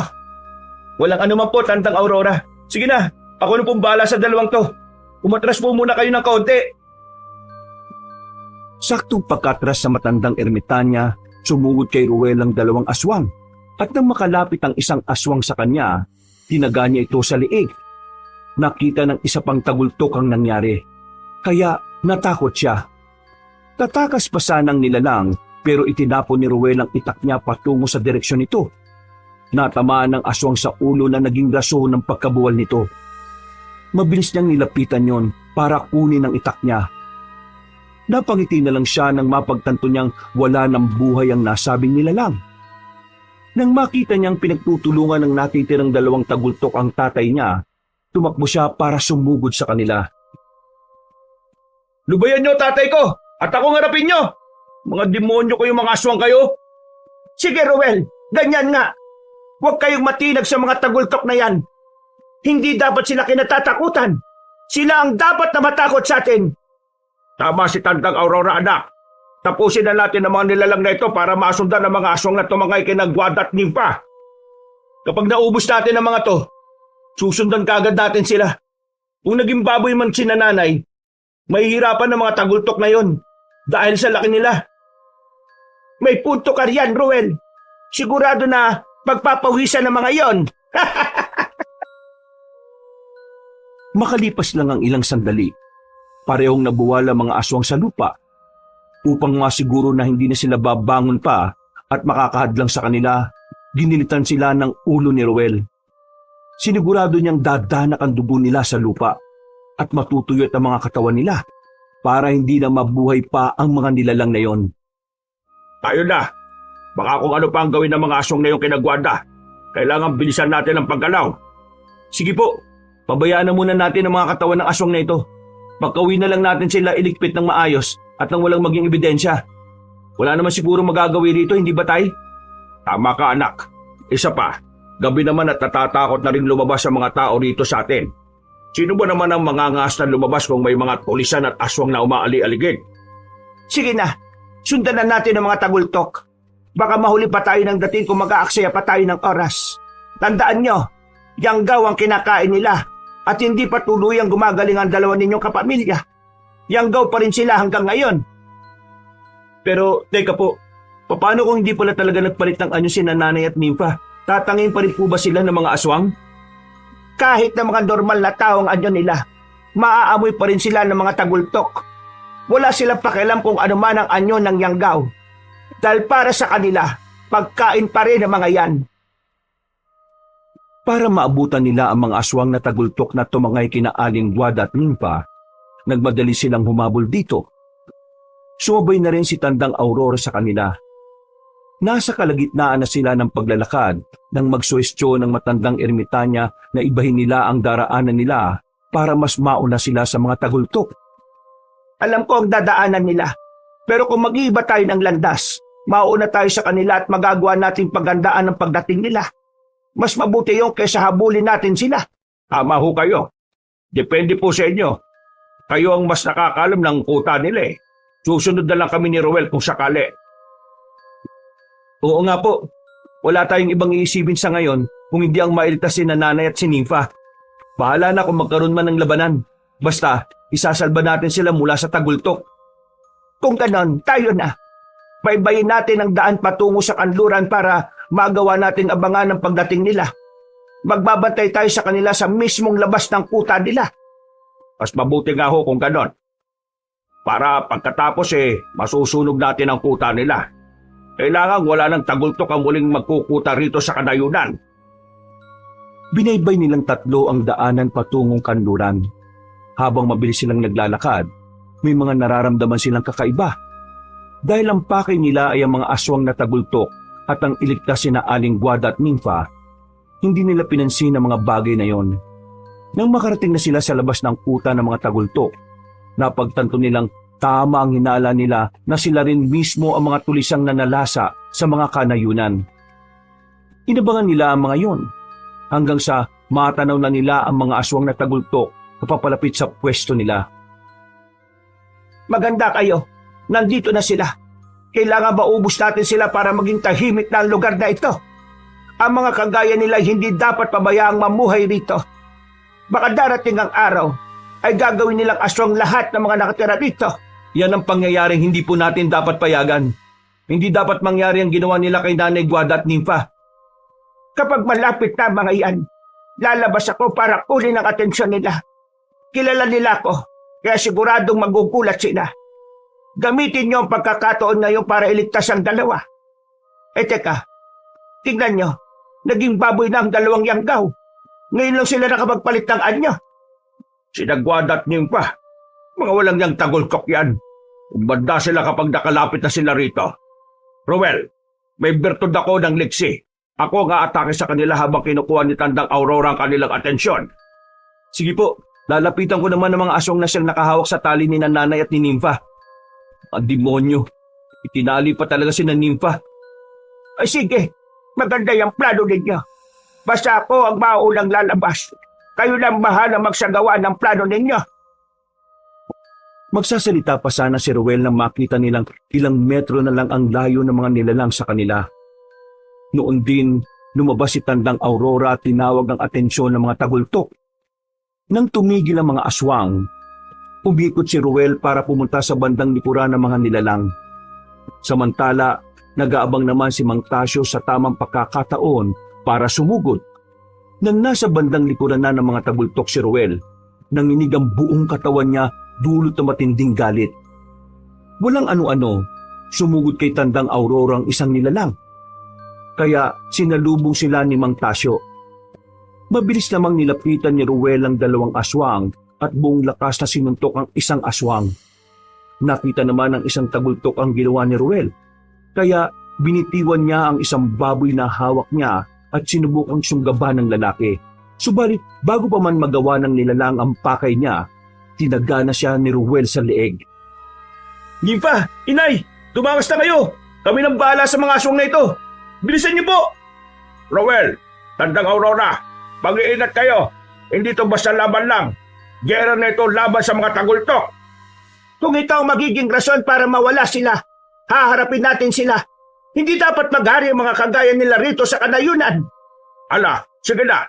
Ito na muna natin ang pansin natin sa mga ito bago pa matuluyang makapunta rito ang mga iba nilang mga kasama. Itinoon ni na Ruel ang pansin nila sa pakikipaglaban. Dahil parang hindi natatalo ang mga aswang na tumangay kina Aling Guada, pinag-igihan pa nila ang pakikipaglaban. Ang kada nilalang na umaatake sa kanya ay tinataga niya sa leeg para masiguro na magigilitan sila ng lalamunan. Dahil sa iba yung lakas ng taglay niya, nagawa niyang pugutan ng ulo mga yon. Napangiti na lang siya nang mapagtantong yung pala ang paraan para hindi na muling makabangon ng mga nilalang. Inisa-isa nilang tagain sa leeg at ulo mga nilalang. Nang maubos na ang mga yon, nagtaka sila dahil wala namang lumapit na mga tagultok sa kanila. Noon din, lumapit na si Ruel kina Tandang Aurora at Mang Tasyo. Wala ba kayong napapansin kakaiba? Bakit parang napakahina nila? Akala ko ba malalakas sa mga tagultok? Yan din ang hindi ko alam. Teka, hindi kaya mga niyanggaw lang nila ang mga ito? Halika kayo, pasukin natin ang kuta nila. Paano ho kung planado pala ang mga pangyayaring ito? Sigurado ako na nakabang na sila sa pagdating natin. Hindi tayo dapat na matakot. May mga mutyapo tayo at kaya natin silang labanan. Isa pa, kasama naman natin si Tandang Aurora. Alam niya ang gagawin para mas mabilis ang pagtalo natin sa mga tagultok na yun. Sige lang, kapag nakapasok na tayo ron, ako ang mangunguna sa pakikipaglaban sa kanila. Tulungan na lang ninyo ako at nang maubos na natin sila. Teka, si Romero nga pala. Isa rin siyang tagultok. Pero bakit hindi pa natin siya nakakasagupa? Hindi ko rin po alam, Itay. O nga po, no? Wala siya sa grupo ng mga tagultok na nakalaban natin. Romero, teka, pamilyar sa akin ang pangalang yan ah. Hindi ako nagkakabali siya ang talagang pinuno ng mga tagultok. Mataas ang respeto ng mga kasama niya sa kanya. Kung ganon, sigurado na yan ang dahilan kung bakit itinakas siya ng mga kasama niya. Munti ko na siyang mapatay noon, pero ginamit nila ang kakaibang leksyon nila. Tama pa nang hinala namin siya ang pinuno nila. Nasa kalagitnaan sila ng pag-uusap na makarinig sila ng pag-angil na nagmumula sa loob ng kuta. Dahil dito, naging mas matibay ang kutob nilang nandun pa sa loob noon ang mas makapangyarihang tagultok. Nagkasundo silang pumasok doon at habang papalapit sila sa kuta ng mga aswang na nagkunwaring tulisan, naglatag sila ng mga plano nila. Alam ko na matagal na rin nila kung gustong makuha. Pero dahil mailap ako, nahirapan sila. Bakit naman ho nila kayo hahabulin at gustong makuha? Gusto po ba nilang malaman ang mga aral na nakuha nyo sa pagiging ermitanya? Hindi sa ganon. Baka dahil sa mga mutyang nakuha ko. Pero basta, malalaman din ninyo kung anong tinutukoy ko kapag nakapasok na tayo sa kuta. Sige po, Tandang Aurora. Teka po, may natatandaan po ba kayong nympha ang pangalan? Kamag-anak man o kakilala? Teka, oo. May apo ko na nagngangalang nympha. Pero matagal ko na siyang hindi nakikita. Bakit? May kakilala ba kayong ganyan ang pangalan? Kilala ba ninyo siya? Asawa ko po siya. Nabanggit po niyang kayo raw ang lola niya. Ang apo ko? Kaya pala ganito na lang ang kagustuhan kong tulungan kayo. Siguro lukso ng dugo ang nararamdaman ko. Matagal ko na siyang gustong makita. Huwag po kayo mag-alala. Pagkatapos ng laban nating ito, pakikilala namin kayo sa kanya. Teka, saan na kaya sila nagpunta? Siguro nandyan lang sa tabi-tabi. Malapit na rin namang makuha ang pagiging yanggaw nila. Kaya matatanda na nila mga ginagawa nila. Hindi kagaya ng dati na wala sila sa sarili kung gumalaw. Nang makarating sila sa loob ng kuta ng mga aswang, mas tinalasan nila ang pakiramdam nila. Ilang sandali pa, muli silang nakarinig ng mga kalunos-lunos, muli silang nakarinig ng mga kaluskos na sinasabayan ng mga pagyabag ng mga paa. Napakuyom ng kamay niya si Ruel nang makita niya ang napakaraming aswang na nakaantabay sa kanilang pagdating. Sinasabi ko na nga ba nandito lang sila sa loob at nakaabang sa pagdating natin. Makagay na asa na nila mangyayari ito. Hindi bale, hindi tayo dapat na sumuko sa kanila. Ang mga kagaya nila ay dapat na malipol at nang maging tahimik ng lugar natin. Tama kayo riyan. Sige na, pabayaan na ninyo kung tapusin silang lahat. Paano po ninyo gagawin yan, Tandang Aurora? Mahina na po kayo at baka kung ano pa mangyari sa inyo. Ihanda mo na lang ang sarili mo, anak. Kapag nalagay si Tandang Aurora sa alanganin, susugod na rin tayo. Hindi natin siya dapat pabayaan. Matagal na ang gulo sa pagitan namin ng mga tagultok na yan. Ngayong inihayag ko na ang sarili ko sa kanila. Kaya dapat lang natapusin ko ito. Yang si Romero, katiwala dati niya ng mortal kong kaaway. Pero pinatay niya. Kaya siya na ang namumuno sa mga tagultok. Pagkatapos magwika ng matandang ermitanya, napatras sa mag-ama nang bigla siyang napaangil. Napako ang titig ni Ruel kay Tandang Aurora at nagulat siya nang makitang naging mabalahibong katawan nun.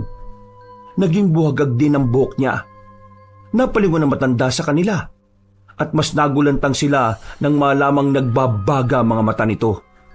Muli siyang umangil, kaya napagtanto ni na Ruel na isa rin palang aswang ang ermitanya. Hinawaan din ako ng dating pinuno ng mga tagultok. Yan ang dahilan kung bakit lumayo ako sa pamilya ko. Mas pinili kong maging ermitanya para sa kaligtasan nila. Ngayong handa na ako para harapin ang mga tagultok na yan. Hindi ko na ito palalampasin pa. Pagkawika noon ni Tandang Aurora, walang pasabi siyang umatake sa mga aswang na nakaabang sa kanila. Nanatili namang nakatayo si Ruel at Mang Tasyo. Hindi sila makapaniwala na kayang tapatan ng ermitanyang aswang ang lakas at liksi ng mga tagultok. Ang kada aswang na lumalapit sa matanda, kinakalmot nito at kaagad na ibinabalibag. Namangha si Ruel doon, kaya hindi na muna sila gumalaw.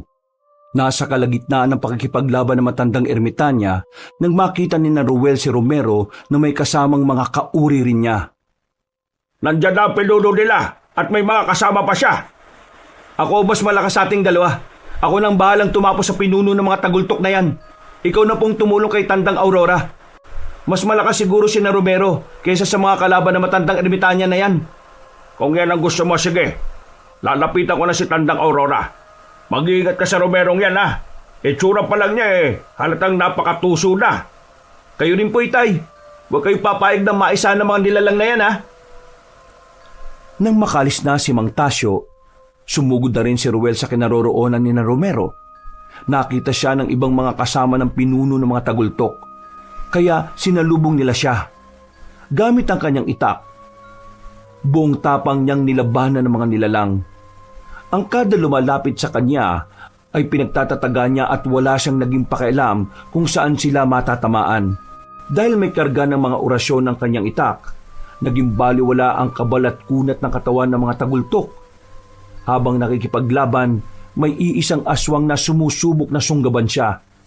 Pero bago pa man sila magtagumpay, nagagawa na nilang ibalibag ang lalaki na naging rason para tuminapon sila sa malayo. Noon din, lumundag si Romero patungo sa mismong harapan ni Ruel. Hindi ko inaasa na magiging ganyang kakagaling sa makikipaglaban. Unang tingin ko pa lang sa'yo kasi, napakahina mo. Ikaw ang may pakana ng lahat. Ikaw ang rason kung bakit nanging yanggaw si Nanay Guada at Nympha. Ngayon, pagbabayaran mo ang ginawa mo sa kanila. At sino ka naman para magwika sa akin ng ganyan? Ilang sandali na lang matatalo na ng mga kasama kong tagultok ang dalawa mong kakampi. At ikaw, pagpipestahan ka namin. kasama ng 2 yanggaw na sinusubukan ninyong iligtas. Hanggang sa panaginip lang ang lahat ng sinasabi mo. Hindi ko papayagan na mangyari yan. Tingnan mo matandang kasama namin. Isa siya sa lilipol sa inyo. Ang ermitanyang aswang. Nandito siya. Ay mabuti kung ganon. Magsasama-sama kayong lahat at dito na kayo ililibing. Sa halip na magsalita, inatake niya si Romero. Napaangil naman ang aswang dahil sa ginawa ni Ruel. Naglaban silang dalawa. At kahit na maliksi ang nilalang, nagagawang tapatan ng lalaki ang bilis niya. Ilang beses pang sinubukang tagain ni Ruel ang pinuno ng mga tagultok. Pero nagagawa nitong makailag. Sinubukan din siyang sunggaban para sagpangin ng nilalang. Pero naipipihit niya ang katawan niya para ilagan ng ganung pag-atake ng aswang. Kalaunan, nakipagpambuno sila at ang bawat isa sa kanila ay hindi nagpapatalo. Hindi sa lahat ng pagkakataon makakailag ka, lalaki. Ikaw rin, may hangganan din ang liksi mo. Hindi mo pa gaanong kilala ang kalaban mo, aswang. Kilala kita. Amoy mo pa lang. Alam ko na nasa iyo yung mutya ng sarangay. Yan ba ang ipinagmamalaki mo? Hindi ako nagmamalaki sa'yo. Kung meron man ako may pagmamalaki, yun ay hindi ako naging kagaya mo. Ipinihit ni Ruel ang katawan niya. Bago pa man malaman ng pinuno ng mga tagultok ang gusto niyang gawin, binuhat niya ito at buong lakas na ibinalibag. Pagkabagsak ng aswang sa hindi kalayuan, tumakbo siya para bumwelo. Pagkalapit niya kay Romero, babangon pa sana ang aswang. Pero bago pa man nito magawa ang nais niya, tinadyakan na siya ni Ruel sa dibdib na naging rason para muli siyang mapahiga. Ang buong akala ko'y malakas ka eh. Umaasa ka lang pala sa mga kasamahan mo. Mahinang aswang! Naisan mo lang ako. Pero tingnan mo mga kasama mo. Hindi nila maisahan ang mga alagad ko. Ha? Hindi mo lang alam kung anong kaya nilang gawin, no? Huwag kang magmadali. Hintayin mo kung paano uubusin ni na tatay ang mga kasama mong tagultok. Tignan natin kung ano pa magagawa mo. Saktong pagkabaling ni Ruel ng pansin niya kay Romero, napaupo na ang aswang. Hinila siya nito. At dahil hindi yun inaasahan ng lalaki, nabuwal siya. Agad ay pinihit ang pinuno ng mga tagultok ang katawan niya. At umibabaw siya kay Ruel. Ilang beses pa nitong sinubukang dukutin ang puso ng lalaki, pero tinatabig niya ang kamay ng aswang. Ngayon nasa ilalim na kita. Magiging madali na sa akin ang patayin ka. Kapag nadukot ko na ang puso mo, ipapakita ko sa mga kasama mo kung paano ko kakainin yan. Gawin mo kung anong gusto mo, pero huwag ka lang papalya dahil gaganti ako. Ipagdasal mo na lang ang kaluluwa mo at baka sakaling may salba pa yan. Ikaw ang magdasal, tagultok. Ipagdasal mo ang kaluluwa mong malapit ang mapunta sa impyerno. Sa hindi inaasahan ni Ruel, nagawang maidiin ng aswang ang mga daliri nito sa kanyang dibdib. Naramdaman niya ang matulis na kuko ni Romero, kaya humugot siya ng lakas at itinulak ang aswang. Hindi yun inaasahan ng pinuno ng tagultok, kaya agad siyang napaatras. Bago pa man ito makasugod ulit kay Ruel, dinampot na ng lalaki ang itak niya. Susugurin na sana ng lalaki si Romero pero narinig niya ang pag-ungol ni Tandang Aurora at ng Tatay Tasyo niya. Nalaman niyang nadakip sila ng mga aswang at nakaamba ang mga yon na kagatin ang leeg nila. Dahil dito, sa halip na ituloy niya ang gusto niyang gawin, pinili niyang lapitan ng dalawa niyang kasama para iligtas. Pakawalan niyo ang tatay ko at ang matandang yan! Kung hindi, papatayin ko ang pinuno niyo! Anak, umalis ka na lang dito. Hanapin mo ang nanay at ang asawa mo. Sila ang iligtas mo. Dalhin mo na sila pauwi at huwag mong hahayaang makalabas pa sa bahay natin. Hindi po! Ililigtas ko kayo ni Tandang Aurora. Hindi ako papayag na manalo mga tagultok na ito. Sila ang dapat na mamatay at hindi kayo. Sige na, Ruel. Makakaya namin ang mga aswang na ito. Sabihin mo na rin sa apo ko na mahal ko siya. Napatawarin niya ako kung sakaling pinili kong lumayo sa naging sitwasyon namin. Hindi ako papayag na may mangyaring masama sa inyo. Kayo ang una ko ililigtas. Ano? Hanggang drama na lang ba kayo riyan? Sige mga alagad, Ipakita niyo sa lalaking yan kung paano niyo patayin ang dalawang kasama niya. Sige! Iginala ni Ruel ang paningin niya sa paligid. Agad siyang nagkaroon ng ideya kung ano ang kanyang gagawin nang makita niya ang isang malaking bato. Agad niyang sinabi kina Mang Tasyo na itulak ang mga aswang. Kaya humugot din sila ng lakas nila at nang makalis na sila sa pagkakahawak ng mga aswang, walang pagdadalawang isip na binuhat ni Ruel ang nasabing bato. Bago pa man mawari ng mga nilalang ang gusto niyang gawin, buong lakas niyang itinapon yon sa kanila.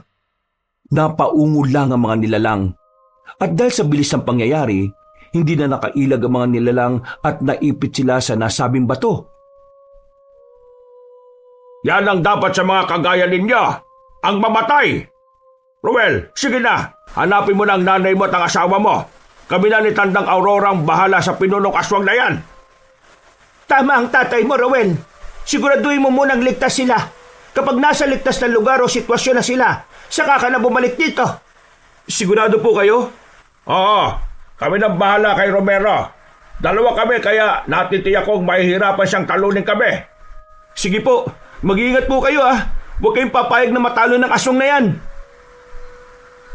Pagkatapos magwika ni Ruel, narinig niyang napaangil ang aswang.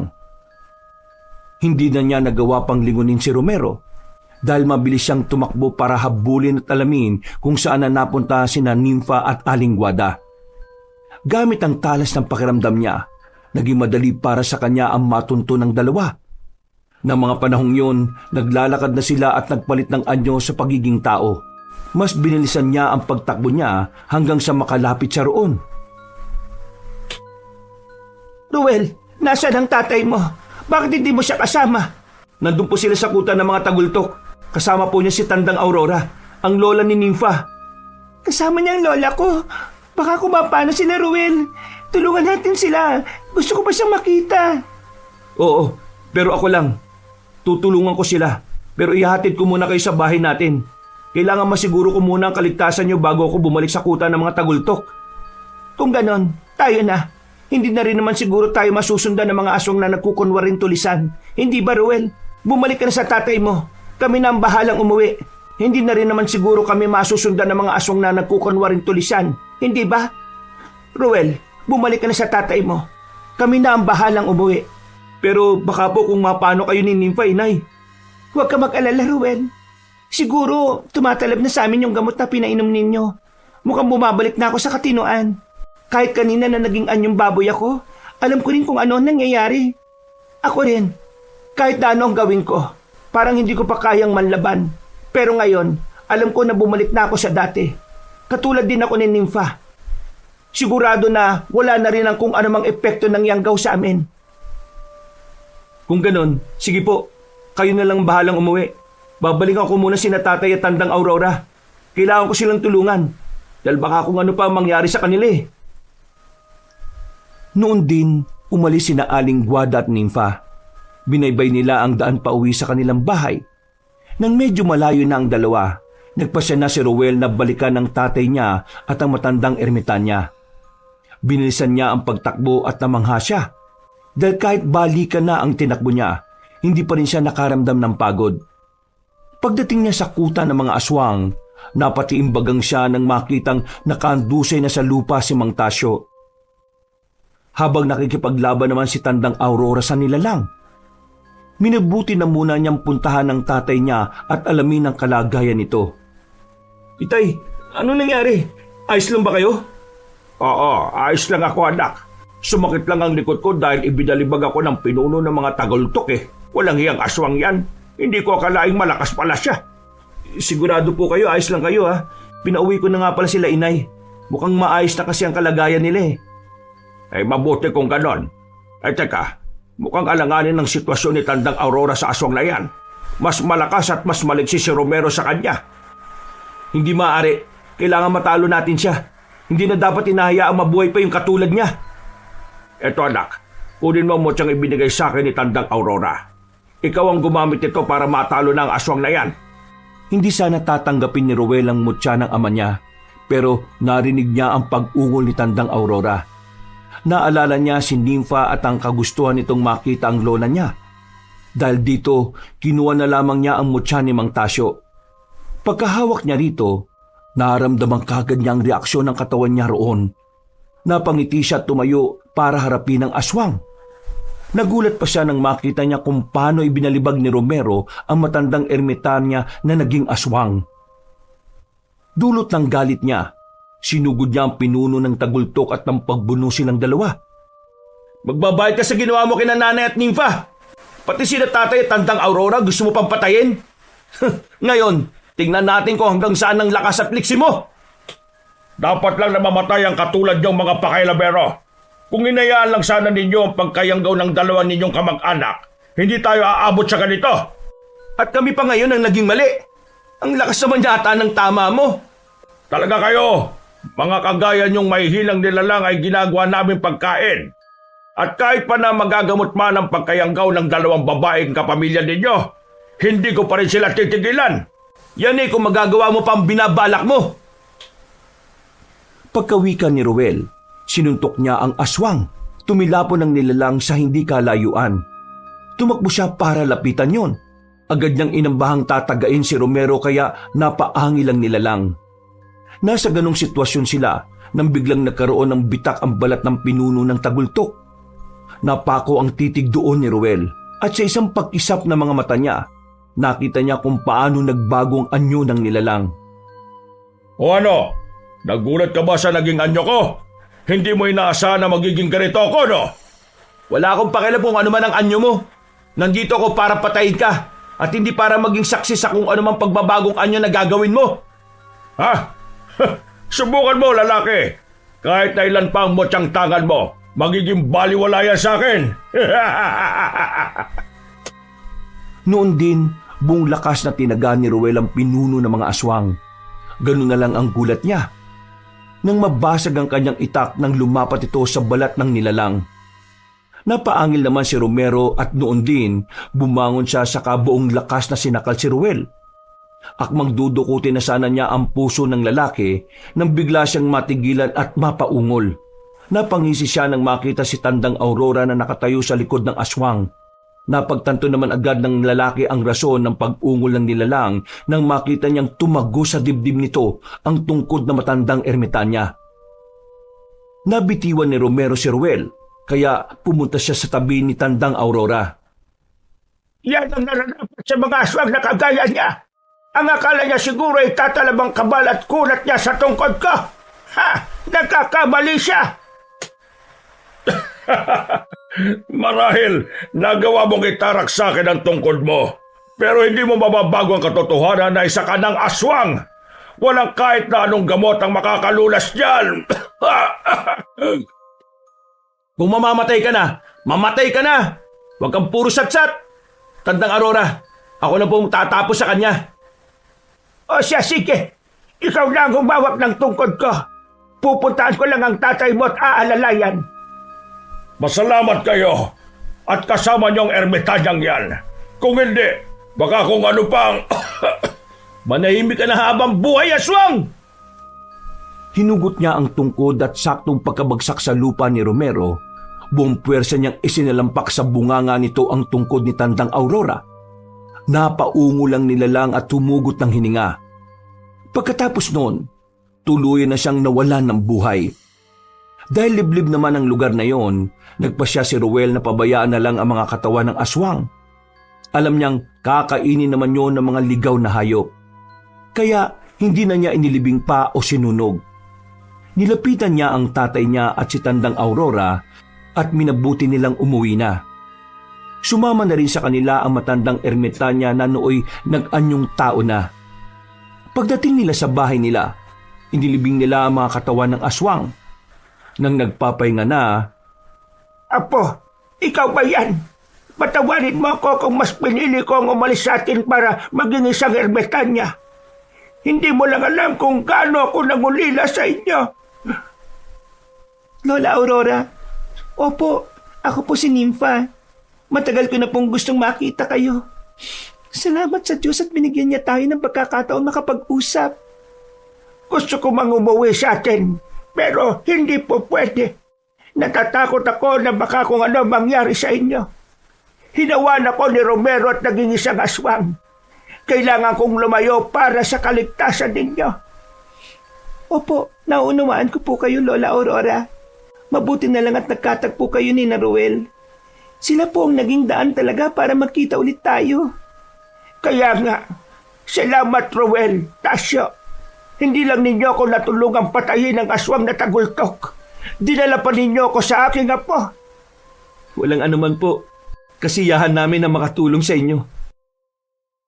Nanatili kina Ruel si Tandang Aurora ng ilang araw. Ikinwento rin niya kung bakit walang masamang epekto sa kanya ang mutya, kahit na isa siyang aswang. Dahil tuluyan ng gumaling sina Nympha at Aling Guada, nakampante silang wala ng tagultok na maghahangad sa kanila. Bago umalis ang ermitanyang naging aswang, iniwan niya kay Ruel ang kanyang tungkod. Sinabi nito na magagamit niya yon sa oras ng pangangailangan. Kaya kailangan niya itong ingatan. Nagpasalamat naman ang lalaki sa matanda. Wala namang paglagyan ng tuwang naramdaman ni Nympha. Dahil sa wakas, nakita at nakausap niya ang Lola Aurora niya. Ngayong wala na mga aswang na tagultok, wala na rin mga tulisan na manggugulo sa kanayunan. Magiging payapa na ang buhay natin. Kaya nga mahal utang namin lahat ng ito sa inyo ni Tatay Tasyo. Hindi nyo kami sinukuan hanggang sa gumaling kami. Magpasalamat na lang tayo at natagpuan namin si Tandang Aurora. Siya ang naging tulay para mahanap ang gamot. Siguro matagal na niyang alam ang gamot na yon, pero dahil walang talab sa kanya yon, tinanggap na niya ang pagiging aswang niya. Naawa ko sa kanya. Pero ano pa nga bang magagawa natin? Wala po.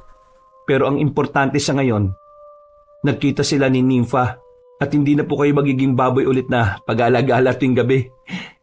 Kaya nga hindi na kami uuwi ng walang naaalala. Hindi na rin kami mahuhusgahan ng mga tao rito sa ating nayon. Sa susunod, mag-iingat na kayo ha.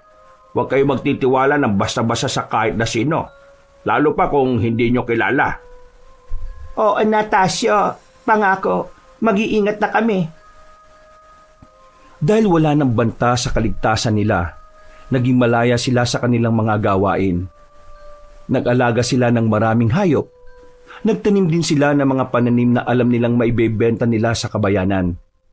Naging isang masalimuot na alaala na lang ang nangyaring pagkayanggaw ni Nympha at Aling Guada. Pati na ang pakikipaglaban ni Ruel sa mga aswang na tagultok. Ngayong wala nang banta ng mga aswang, siguro naman pwede na tayong magkaanak, ano? Di ba? Ikaw ang bahala.